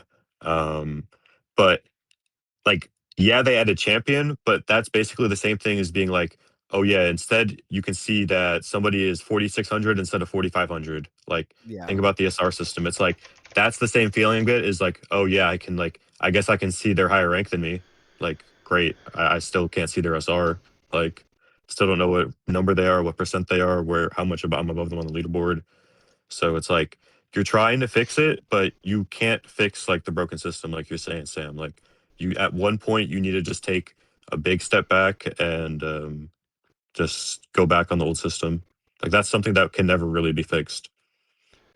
I don't Yeah. think a single thing is improved from Overwatch 1 to 2. Like I don't know. I can't think of a single system that's better. Like maybe the new UI. People like the new health bars more or something. But like, Progression. I think the progression and the hero level stuff is better. but I prefer like the border. I miss my border. Like I wanted to get Well, diamond border. you still like can add and improve the borders themselves, but like the fundamental back end of having like hero specific progression levels with rewards tied to it, I think is definitely better. But I mean, you could still have your overall level and do that better as well. But that wasn't something that existed before. So like it shows that, like your specialty on a character. I think that's nice, but that's So just what? That's the only thing you think? Like, can you name something else? Like honestly.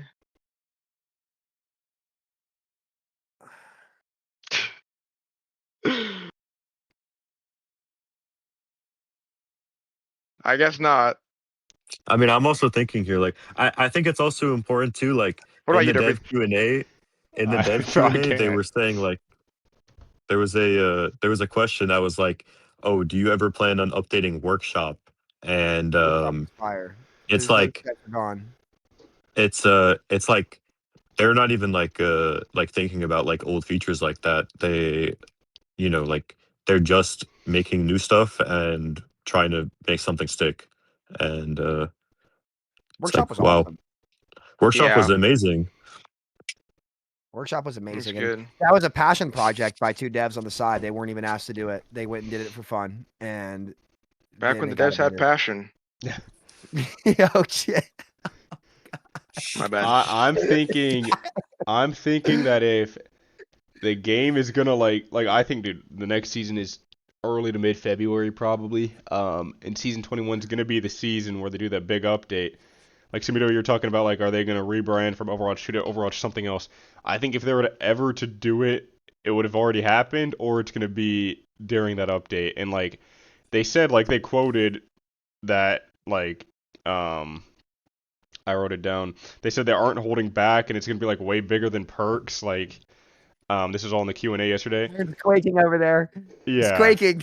I have no idea what it could be. It can't be team ups. Like, I think at this point it Yeah, it can't be could team be. I ups. mean, like the masks. Okay, but is that bigger than perks? Like, not holding back at all? Like, it's gonna be like they said they're serious when we say 2026 is gonna be by far the biggest.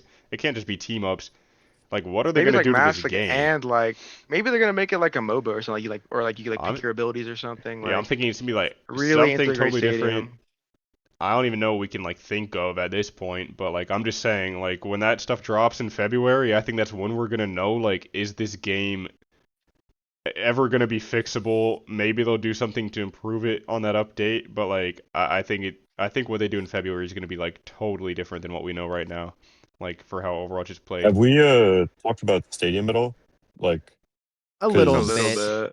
I know we talked a little about the stadium, but like on top of that, what you're talking about, Durpee, is like in the dev Q&A, they were also saying like, they like this goes on to like the hero reworks and the map reworks and like what they work on behind the scenes. It's like they were saying they have the old PvE team is the stadium team, and then you have the regular balance team, the 5v5, whatever, and then you have a map team that does maps for both. And Stadium has been using a lot of resources on. It feels like developers, like every single patch, it feels like I see two things updated in roll queue 5v5, and then six like economy price changes on different heroes, and it's like how many resources are we actually giving to Stadium? Like, what are we trying to do here? You're devoting so much time, Yeah. so much effort into Stadium. Like, Stadium already has a player base now. Like, you don't have to sit here and keep trying to, like, I guess, like, pander to it, because like, and that player base is existing Overwatch players. It's not new Overwatch players. It's like I was saying before, like, people that play Stadium, they were already playing Overwatch and now they're not playing the regular mode. Um, so it's like, how many resources are we going to give when we have one map team and they're making Stadium maps? Obviously, they only made one, and I don't want to like say that that's all they're doing, but it's like they're also talking about doing map reworks and hero reworks. Like, does anyone have any thoughts on like the And stuff that they were and saying I with have a those? response to that. despite what people say, like those resources could also go to the main game. Real quick, Iron, before you go, I don't think Stadium is anywhere near ready. Like, I think it's a cool concept. I don't like it. I think a lot of the reason why I don't like it is because the super tank is even more aids in that game. Like, it's Yeah. people are like, oh, you can pick the perks to counter the super tank. Yeah, well, the tank's getting 1,200 HP too. Like, I queued up one game of tank, ran the lobby. Literally, I queued up like 4 in a row, dominated, could not win a game on DPS because the DPS role is trash in that mode because it's just whatever raid boss tank that patch is running around. It's the same problem, but even worse in Stadium because you can't fucking switch. Like, I think that game is glorified arcade. If you enjoy it, that's great. Like, you have fun with it. But, like, the idea that that mode is anything remotely serious whatsoever for where it's at, I think the ideas have a lot of, like, potential, but what are you trying to do with it? And, like, granted, like, you're essentially making a deadlock at the end of the day is what you're doing. And I've got a Yeah. feeling that the biggest update is going to be Stadium because they want it to be their godchild. And I'm really scared that instead of just doing what they should have done since 2019, which was make the core Overwatch hero shooter better, they're going to reinvent the wheel. But like, I've got to vote with my playtime here. And granted, like, to be fair, like, I'm getting older. I'm enjoying other game genres more, to be fair, and tip the hat a little bit there. But like, I would not even dream of spending a single second of my time playing Stadium for how, like, just like formatting wise, it's just bad. Like, the abilities and stuff are all cool and I like it because like I'm a big Borderlands guy, but like the way that game plays to me is just not serious at all. Like, if I was an arcade player, I'd love it. If I wasn't an arcade player, I would not even touch it. Yeah, I Yeah, will I say like, don't. oh, you never mind. Sorry. All right. Stadium. I think. I mean, I guess they just had to make Stadium because they had to use those PvE assets. But I think Stadium sucked. Like, I tried playing Sig in Stadium, and like I played against Orion. The first round it was okay, but then he just started scaling, and it was like unplayable, and you can't switch. Bro, I was losing in like Like, I bronze don't. 5 on Stadium because I was playing like against Orisa as Reinhardt or something. I forgot how it worked, but Yeah, I don't know. I feel like that mode is just awful. Like, I don't know. But I also wanted to respond to one of PK's points about 5v5 and the nodes.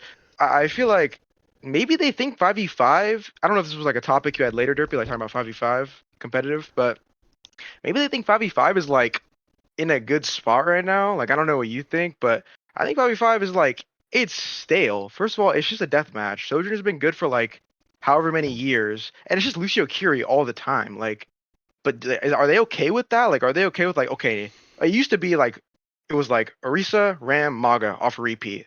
And then like they released Juno Big for a bit, but it's like always Lucio Curie, Sojourn, and then like immovable tank. Like, I don't understand. Do they think that 5v5 is at a good spot so they can just focus on Stadium? Like, this is fucking boring. I'm tired of this shit. Like, I really am. I don't think they have anybody there that cares about the competitive side of 5v5. So like, why would they So is care to Stadium the main prioritize it? mode? Like, are we just wasting our breath right now? Like, we're just We're talking gonna about find something that out. We're doesn't gonna find matter? out in February. We'll find out in February. I mean, I guess we're just wasting our time. I don't know. I mean, from what we'll we've see. seen, it seems like they're trying to add more and more to Stadium and less to 5v5 with these like updates. I mean, like even 2 or 3 days ago, they put out like a patch note thing, and it was like huge patch updates. And like the first thing was console aim assist, the second was the amount of cookies you're getting from Winter Wonderland, and the third thing was like Stadium currency changes. It's like that happens so often. I feel like every week we're getting like a new patch until it's like stadium currency, stadium changes, and like we're only getting like 5v5 or like competitive updates, like in the mid season or in the like new season. Even then, there's more stadium changes than there are like real game changes. So it's like we have no evidence to think that they care about the competitive mode more than they do stadium. I mean, like people are still playing the competitive mode way more. It's still getting a lot more attention because it's better, and like the people playing the game know that. But like, what does the team think? We have no idea. I mean, they've shown us no evidence they care about the competitive side of the game. So yeah, I mean, like I wouldn't be I have surprised no if their huge idea. update caters to stadium. Like now we have battle royale Overwatch, and it's like the new It mode. probably will. Hey, BR Overwatch in that engine would be fire though. If they actually made it good, a BR in the Overwatch engine would be fire. Like I played Warzone on the worst game engine of all time. Well, Marvel Rivals is horrible. So second worst game engine I've ever played, and it was fire. If they actually made a good BR, but I with all the stadium shit, it just wouldn't be. Sorry, continue. Nah, nothing else to say. Yeah, I have no idea what they're I gonna don't do. know. It looks like we're I just don't like think the big a. update is gonna be. I don't think the big update, like we're all gonna be watch partying it. I can see the future, like it's gonna be February 3rd, whatever.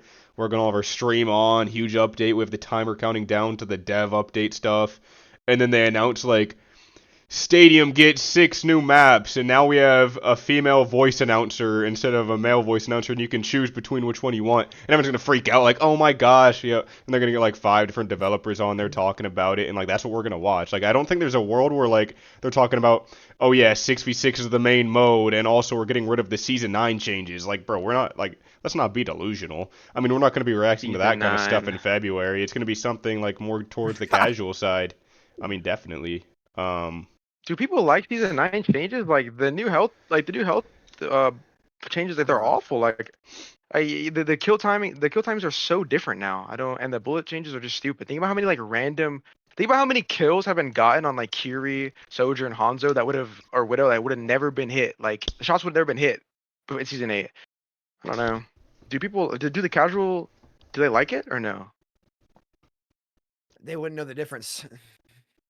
I So yeah, they mean, like so it. we I should mean, they probably couldn't. just bounce They for competitive then. Like, I mean, I will say these updates as well have been like really, really like built up. They try to build so much hype around these updates and changes, like with perks, with like this one that they're trying to say is huge, the biggest thing, 10th anniversary, and it's like, what can we actually expect after waiting this long for a change or for an update, and that for it to be like positively received and actually grow the game, and like even right now in OWCS, like we don't even have the format announced, and it's what December 19th, and we're supposed to have a partner team Korea boot camp, and there's none of the players have any information on it.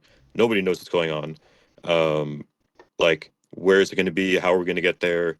Like anything like that, and it's like they're timing it the same time around when they're supposed to do this big season 21 update, and it's like that's also kind of scary, if they are somehow like tying the pro players into whatever they're trying to advertise for the new change to the game.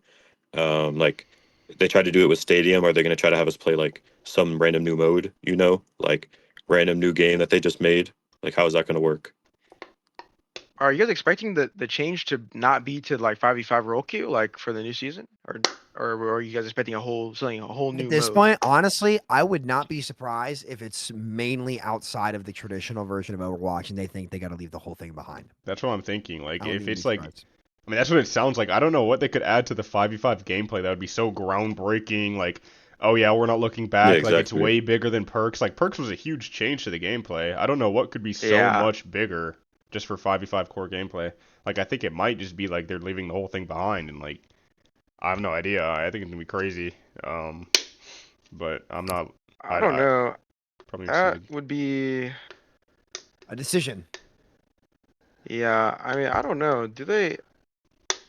I don't know what they're thinking. Can they like give some depth thoughts? Like, what is their thought process? Like, could we We'll know find out. what's? We'll find out when they announce it. I mean, we got to I let them mean, announce it. But also they were also saying how like the way they design and balance the game right now, or like the way they approach Overwatch, it's like they try to make new maps and they try to make new heroes, and they were saying in the dev block like they're just gonna try to like start reworking old maps and reworking old heroes like more Why? often and hard and like more.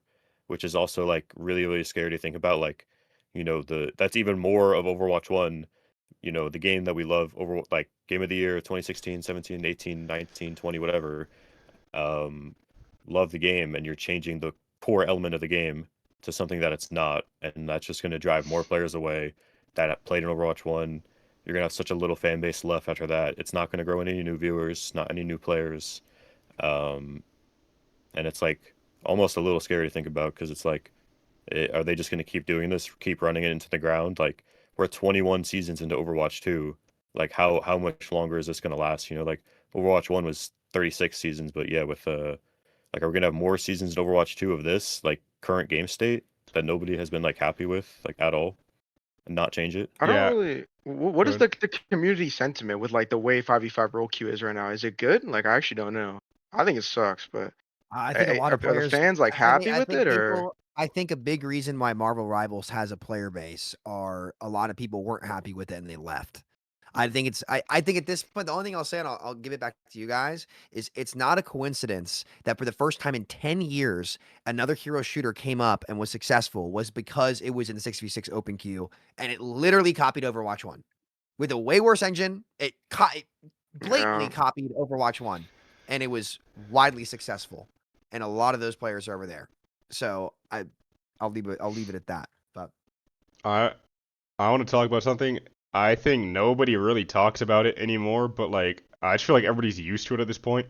Like, isn't it insane that they've like power crept every patch is power creep. Like, this has been happening for 3 years. Like, when Overwatch 2 came out, like the super tank already existed, and now it's power crept. Yeah. I mean, these tanks effectively have like over 1,000 health on all of them. Oh, Like, you sure. can't kill a tank. Like, Zarya's gonna bubble herself Yeah. again, get Suzu'd, has another bubble. Like, why are you even fucking trying to kill this hero? And the same applies. Like, Sig got buffed. It was disgusting how good Sig was the start of the season. They buffed his 10 damage. He was disgustingly broken, but nobody cared because we're so used to that. Like, Diva was arguably still better. Yeah. Zarya was arguably still better. Yeah. Like, there's not a tank in this game that's like bad at all. Like, I'll see people on Twitter are so brain dead. It's quadrupled their health pool and time to kills with better disgusting. damage. It's unrecognizable. I tweeted about this the other day, and you're completely right. Like, and I sat down and made a video about it, and like I'll probably make a new one too.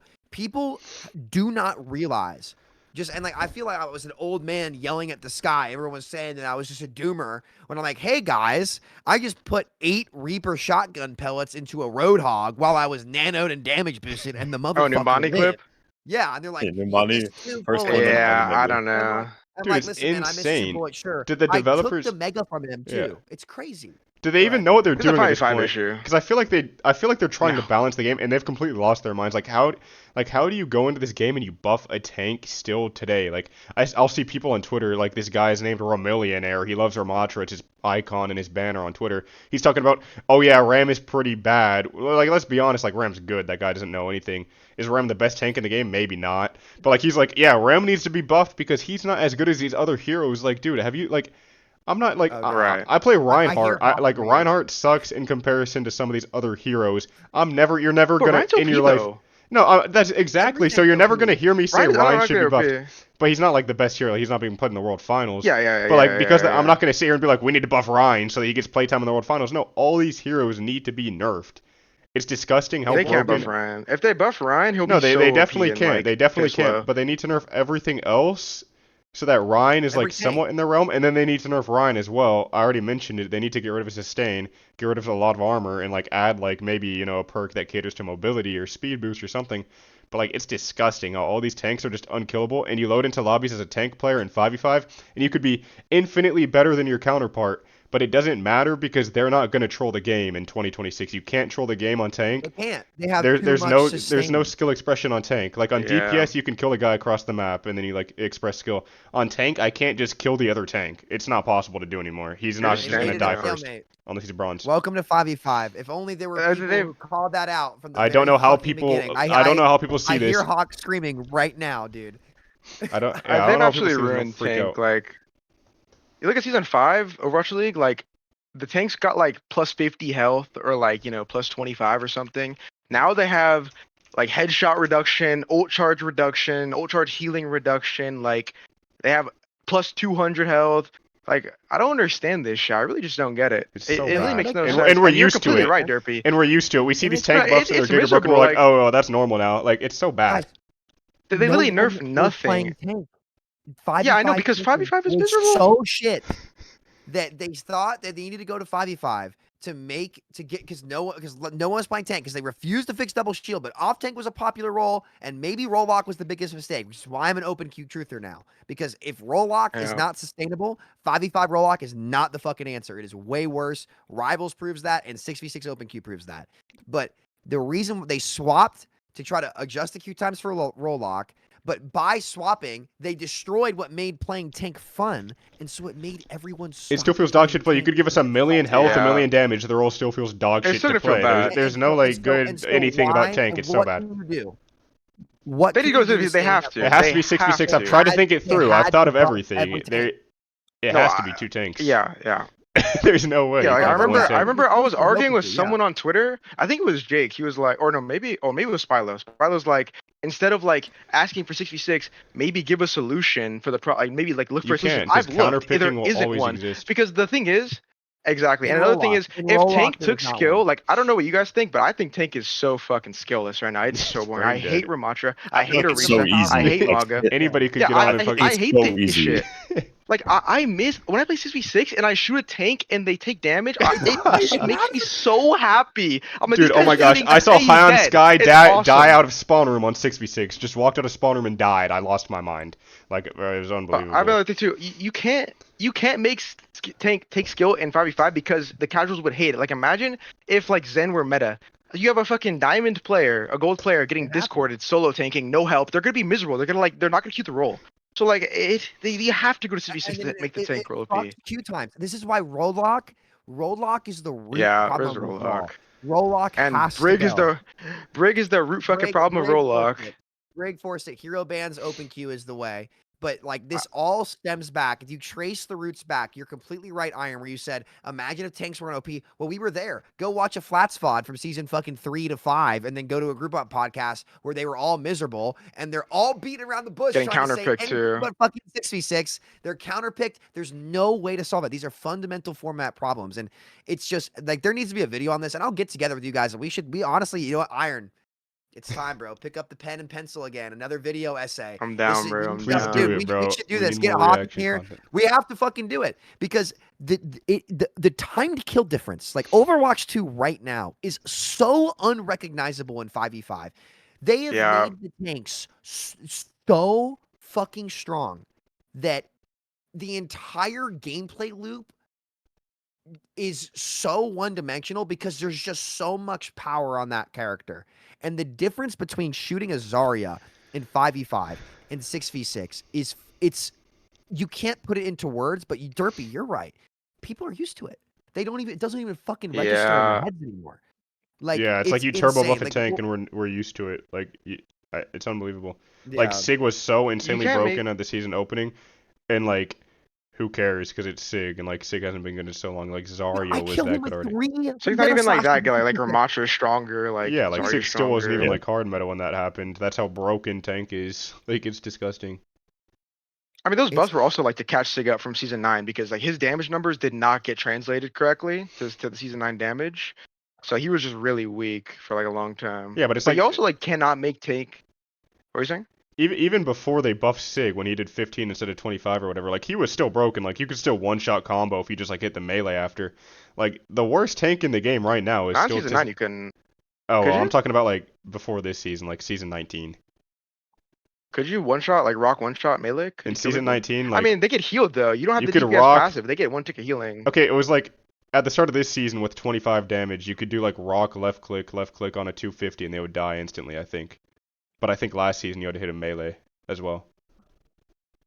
All I'm trying to say is that like Sig true. was still broken before he got buffed. Like statistically, like he could just one-shot somebody and he has like a matrix and a shield and a lot of health.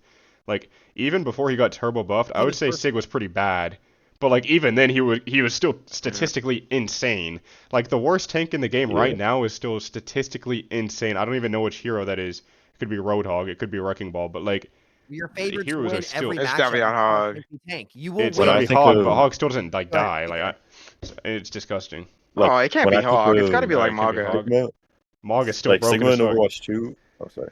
No, you're good. Just I was gonna say like Sigma in Overwatch 2. You typically think of like sniper maps, like Junkertown, Circle Royale, even. yeah. And people just play Ramattra and Diva on those maps now. You don't even play Sigma. Like, there's no point. Yeah, it's. I Um, mean, because then it's dead. You cannot make tank take skill because people won't play it. It's not even that. It's like you win every match. Anytime a tank is up against a matchup that's not a tank, it will win every time. Like literally, like you could put me up against like a Plat Orisa in a 1-on-1 or a 2-on-2 where the tank's getting pocketed and I'm as DPS getting pocketed, and I will not be able to overpower that Plat player. But in 6v6, that's not fucking true. And and again, I hate to sound like Hawk here, but like it doesn't matter what tank it is. Like, and he was so right when he said this. It aged like a fine wine, the finest, Cabernet from California. The only answers are going to cycle to buff every other tank more and more and more and more, Yeah. and you're just trading out for the same problem, and you can't skill gap. So it doesn't matter if it's Sigma boys. It doesn't matter. I don't have to. I'm telling you, I'm sounding like preaching to the choir, but I think they realize it, but they just don't care. I think they think that Rollock is an absolute must. I think anybody at this point who thinks Rollock is a must is coping. I think that's cope. I think that if you actually make the roles fun, the reason why it didn't work in Overwatch 1 was because Brig was so broken and they would rather buff every DPS in the game than put hero bans in the game or nerf Brig and nerf Lucio, the characters that needed to be nerfed. They would rather do all of those things and do what needs to happen, and that forced role. Like, you can do some kind of preferred role queue. You can. I don't care if you're like, I've played in Plat and Rivals, I played in Plat and Overwatch. Like, you can get these games, do some kind of preferred role. You guys know Rivals does this, right? Yeah, Rivals that's so checks genius what what they role you're did. playing. Rivals checks what role you're playing in the matchmaker and then tries to match you up so you have somebody who mains a certain role on each team. There's no reason that you can't do that, and the queue times would be the same, if not better, than what they are right now without a fucking raid boss running around 24/7. And by the way, hot take, I think triple DPS comps are fine.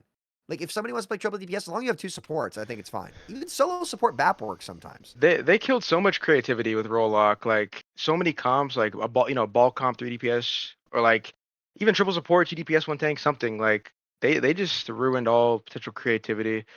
I really don't I know. get why they did it. Like, at the time, I advocated for it too. But man, like, when you're wrong, you got to admit you're wrong. Like, I was so fucking wrong They're about just too Rollock. prideful. The It's like, devs are just too do you really prideful, I think that's what it think. is? Like, I just, Okay, I well, can't. let I me don't let me know. tell you a story. Imagine you work at Blizzard. You're going to work every single day. Brig is in the game. When you like, like I'm gonna watch the Yeah, Overwatch League stream. It's the weekend. You hear the fans booing when they go back to spawn to go goats. Like, what are you But that's thinking? not Like, this you go into team. work every single week. Like, are we gonna nerf Brig? No, let's buff every other character. That's delusion. That is Yeah, delusion. That is back objectively then, yes. stupid. You are right. You are right. Back then, yes. But now it's a whole new It dev makes no kit. But sense. what about Oh, this team nowadays? Oh, though? I don't know. I don't know. I thought we were talking about like Rollock and like how they ruined the game. Well, Oh nowadays I no, don't know. Maybe they just like but don't they're want still to trying to like. keep it. They're still trying to keep it, and they did experiment with the 2 tank limit. Are you guys, first of all, are you guys okay with the 2 tank limit? And I actually like it. I That's actually think that fine. That's Uh, fine. I it's way don't better think than there's what a we have reason. now. I'm Like, I fine don't. with it. Yeah, I Yeah. mean, shit. You're right. Anything makes this shit look good now, but like, I just I don't know, man. I think they need to make a decision on. We'll see what they do in February, but like this, like continuing to split hairs between it, inevitably you're gonna have to make a decision for at one time what do you want the main mode to be, and I will go with you on this one. I think it is hard delusion at this point to not acknowledge that 5v5 is not fucking it. Like with all the success that Rivals has had, you still are getting more people queuing the off format than you've ever had before. What the hell else do you need to see when you've never been able to solve the core problems of the format and the tanks? Really, Iron, I want to sit down with you and make this video about I'm down. how much, like, I don't think people realize, like, it's 3 to 4 times the effective health on a tank right now compared to launch Overwatch 2, the betas, they weren't like this. That's what's insane. Yeah. Like, we'll have to figure out a way to show it, but I really don't think your average player gets it, but it'll. Shit, maybe you'll get Durpee. Was that you that got the Asmongold react? Was that you who got it? Yeah, I was Or watching it something right about your before account? this I got stream. one too. I got one too a while ago. That would be like a legit like mainstream storyline about like what's changed in Overwatch 2. But let's theme it around Not like just dunking on the game, but let's be super analytical about like, dude, guys, because it's so bad it'll expose itself. Like You just need to it's like so you just need to insane. show what changed between launch, like you were saying, and like right now, because we're so used to like this like power Yeah. creep, like oh some numbers change every night, but Let's like even it's do mid insane now. Overwatch 1. Let's do mid Overwatch 1, Yeah, mid whatever. launch Overwatch 2, and then now. And it's just not going to be recognizable to like it's just insane. And it's just gonna keep It's going I There are think forever. it's Like people they don't also stop. Yeah. Or you people probably are desensitized. I don't I really think want it's to like go. it feels like really important as well that Durpee, you go. I forgot what I was gonna say. I wasn't gonna say anything. I was gonna say they're gonna keep like buffing things. Like if we don't talk about it now, and like nobody like next midseason patch, they're gonna like buff the sustain on Maga because he's the worst tank. Like they're gonna give him more health, and it's like they're gonna keep doing that Yeah. forever and ever. What did you say, Painkiller? Um, yeah, and then I just forgot again.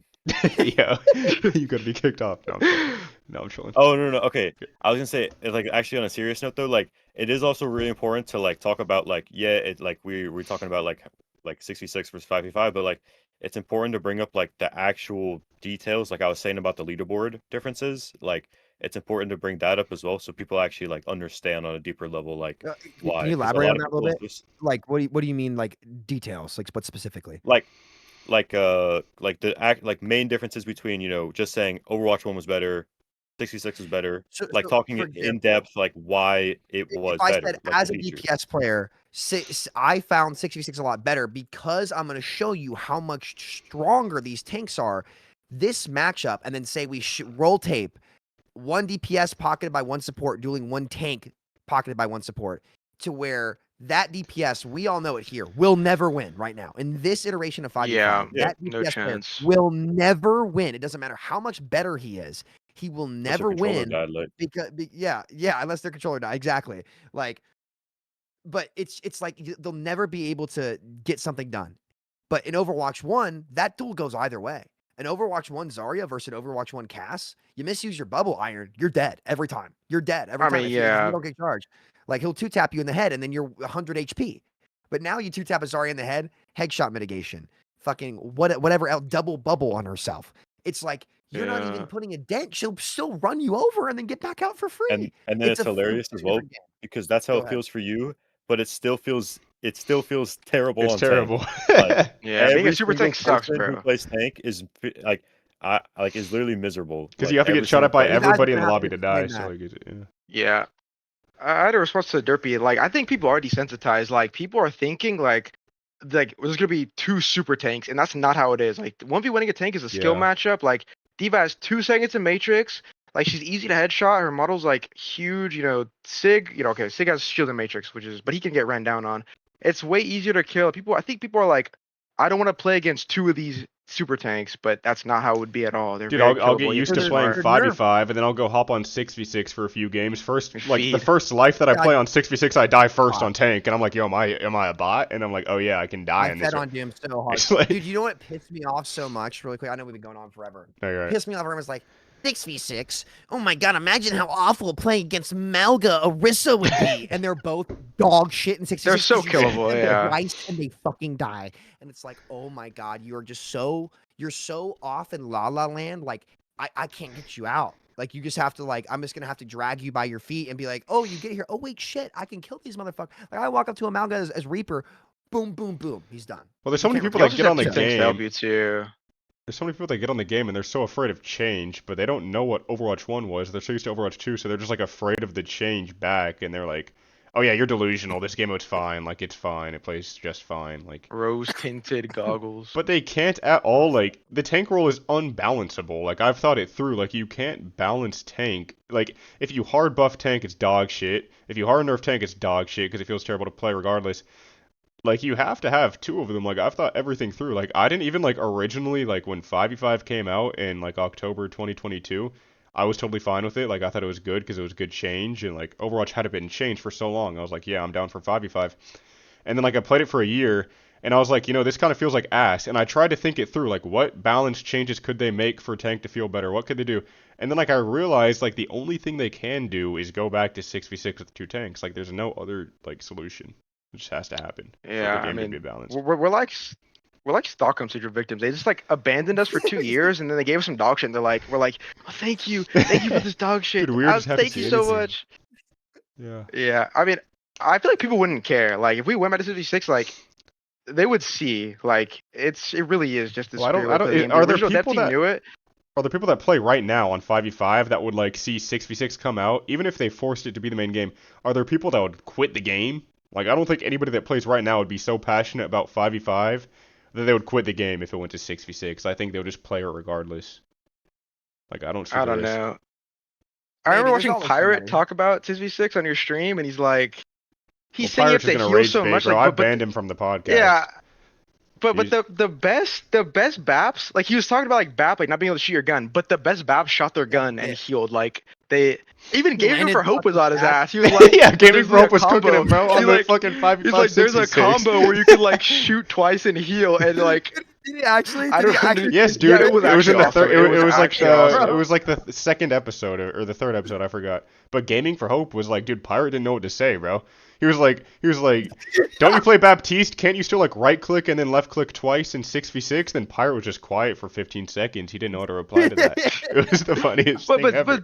But support's like more like shooting tanks when they take damage. It's more fun. It You're matters like more. watching them. It You can like matters see the more. fight swinging like so much. Like, oh my god, we're doing way more damage to their tanks. Their tanks are losing this cooldown war, this trade war, so much harder. Like we're winning this fight. This is why you need to make the video, Iron. Like you, like average players don't like. I understand what you're saying because we've like had to like train to understand and recognize those windows of opportunity and how they're created and how different and dynamic the matchups are. But your everyday player at home, they're not going to understand that. Like dude, make the video. I will help you make the video. Well, This here's needs the to be thing. another Pirate, Iron. here's how he likes to play. He likes to play a Lari on the other side of the map, and he just doesn't want to have a diva fly at him and kill him for doing that. So that's why That's a skill issue. Like, what is he No, that's why talking he about? likes Like, the if you- format, and I'll taking an say off it. angle, Like, You wanna know something funny? you could take wanna an know off something funny? angle. And you could win it. But listen to this. The to be biggest smart. 5v5ers that like I've seen that say they love 5v5, they have one thing in common. Every time I've talked to the biggest 5v5 advocators, right? They hate when Diva dives them on an off angle. That is the number. I think that was Jake's most hated thing as a DPS. That's what Pirate said as well. Jake's It's just- fucking LARPing though. He's an enemy of the fucking. He works for the You say that government. as a Like, Diva player doesn't like that. That's just funny, but that's just a common thing. Like I think those people like angles, but they act like you can never win the fight for that angle. Like when the tank is killable, you can win that angle. But if the tank comes on you on that angle and they're unkillable, you will never win it. You have to give it up. That's not depth. That's shallow as fuck. Like that's just my opinion, but oh well. yeah, he also thinks I we have to don't know, I heal mean- bot. When there's two tanks, you have to heal bot more, and you can't, like, there's no expression to do damage. I think that was his whole POV. okay, what about Zen being meta, like Zen Brig and shit, Zen Mercy, like Zen being meta for the whole of Overwatch 1? Like, you just shoot Yeah. your gun and put your orb You on know what's so someone. funny? This is like Well, totally I- irrelevant. Nobody cares. it But like, works. dude, when I play support and I see that my tank is critical HP, and but they're behind a wall, and I turn the corner, and they still have armor left, it's like, bro, you're not critical HP because you have 500 health instead of 12 million. It's so funny, bro. Like they still have armor left. Like, why does it say critical? It's so like invalidated now. It's like, dude, back in Overwatch 1, you could grab a mega health pack and you're good to go in tank. You need to grab like 4 of them now to be full health. So that's why you could get away with less healing, partially. Crazy. Season 8, like, but before Season 9, it was like, I said this earlier, but it was just like Maga, Orisa, Ram on cool. That's why I stopped competing, because I'm like, I was just bored. Like, it's just Orisa, and then it's Ramatra, and then it's Maga, and then it's Orisa. Like, it's just a cycle of buffing the same super tanks. Now, somehow they actually got Zarya to a point where she's playable. I don't even know how they did that. I guess they just buffed her a bunch. She's like, buff everything always.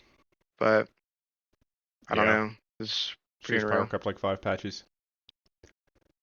And perks also. Her perks are pretty good. Her perks are insane.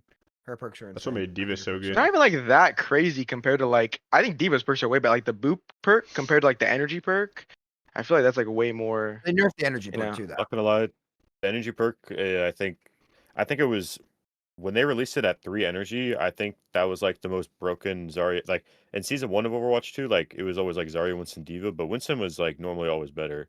Yeah, But like I feel like now, like when it was 3 energy Zarya on her right click, that perk, like that was legit the most broken I've ever seen. Like Zarya ever in Overwatch 2.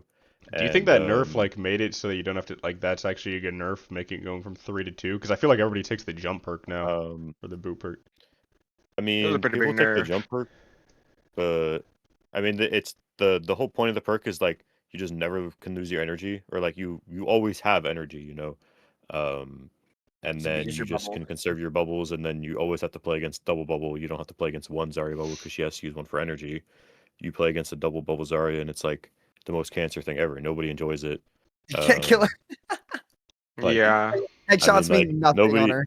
nobody enjoys like shooting two Zarya bubbles. Like it's like like a Genji just dashes in, gets two bubbles, you can't kill him. Like what like who enjoys that? You know, like just one ally bubble. That's how it should be. It should have always been. I think as much as people shit on like Suzu no Mortality Field, you should shit on Zarya Bubble. It's the exact same thing, and then you get like two of them, and then you stack it with Suzu, and it's like, No, yeah, what window of opportunity like do you have to it, actually kill somebody? Like, it's like it's so easy if you just like watch how the comp functions. It's just like zombie walking. Like your Genji is literally sitting in front of your tank, just taking two bubbles and never dying, and your Zarya is 1000 DPS, just shoots, and it's like the only time that doesn't work is when you have a tank like Ramatra that will just always beat Zarya. You know, like right now I Just think like Ram blocking. and Zarya are both really good, but like normally that's always why Zarya was never be able to play. Like ever since Ram came out, you just always lose to Ram and Zarya. It's like the easiest thing ever. Um, so I don't know. Yeah. I don't know. The devs are something special. maybe we've ranted long Alright, enough. boys. We've gone on for Yeah, we 2 hours read. I 40. need to go eat. I You haven't guys gotten got to eaten. make I've that not eaten all day. I YouTube got video to because I need tacos. something to react to while I'm like eating food on stream. I need to see a YouTube video from you All guys right, soon. Iron. We gotta summon Hawk. We gotta make him get on for this shit. We gotta make him get Maybe back on the so. script. I'll write the doc. We can start the doc like this weekend. I'm going down to St. If you Augustine need for any Christmas, input so from me, I'll be feel doing free. nothing. Yeah, I mean, yeah, dude, feel free. I mean, you guys No, will you're need to express the tank POV because I think that's the biggest difference maker. Because the key point is going to have to be not only did you take away all the matchups from DPS, but you didn't actually make playing tank more fun. And I think if you prove that that's a LL, then that's pretty interesting. So Yeah. Well, I appreciate you guys getting on It here. might be chalked. Oh yeah. With what? I said it might be chalked. Like season 21 might just like Oh. be unrecognizable. Like it Yeah, might just no, be we're over. gonna have fun reacting, bro. I can't wait to see your guys' co-streams. I'm sure they're gonna do like a dev announcement like they did last February. I hope it's good. I hope Yeah. it's good. Oh, I hope so. It's gonna be the future of the game. But yeah. We'll see. All right, boys. Derpy, right. thanks for having us, man. A pleasure as Yeah, Of thank always. you course, for man. Thank you guys for getting on. What It a was a great podcast. conversation. Thank you, man. Yeah. I'll see you guys next time. Have a good All night. right, peace out, boys. All right, And Merry see ya. Christmas Everybody. too. Merry Christmas. Merry Happy Christmas. holidays.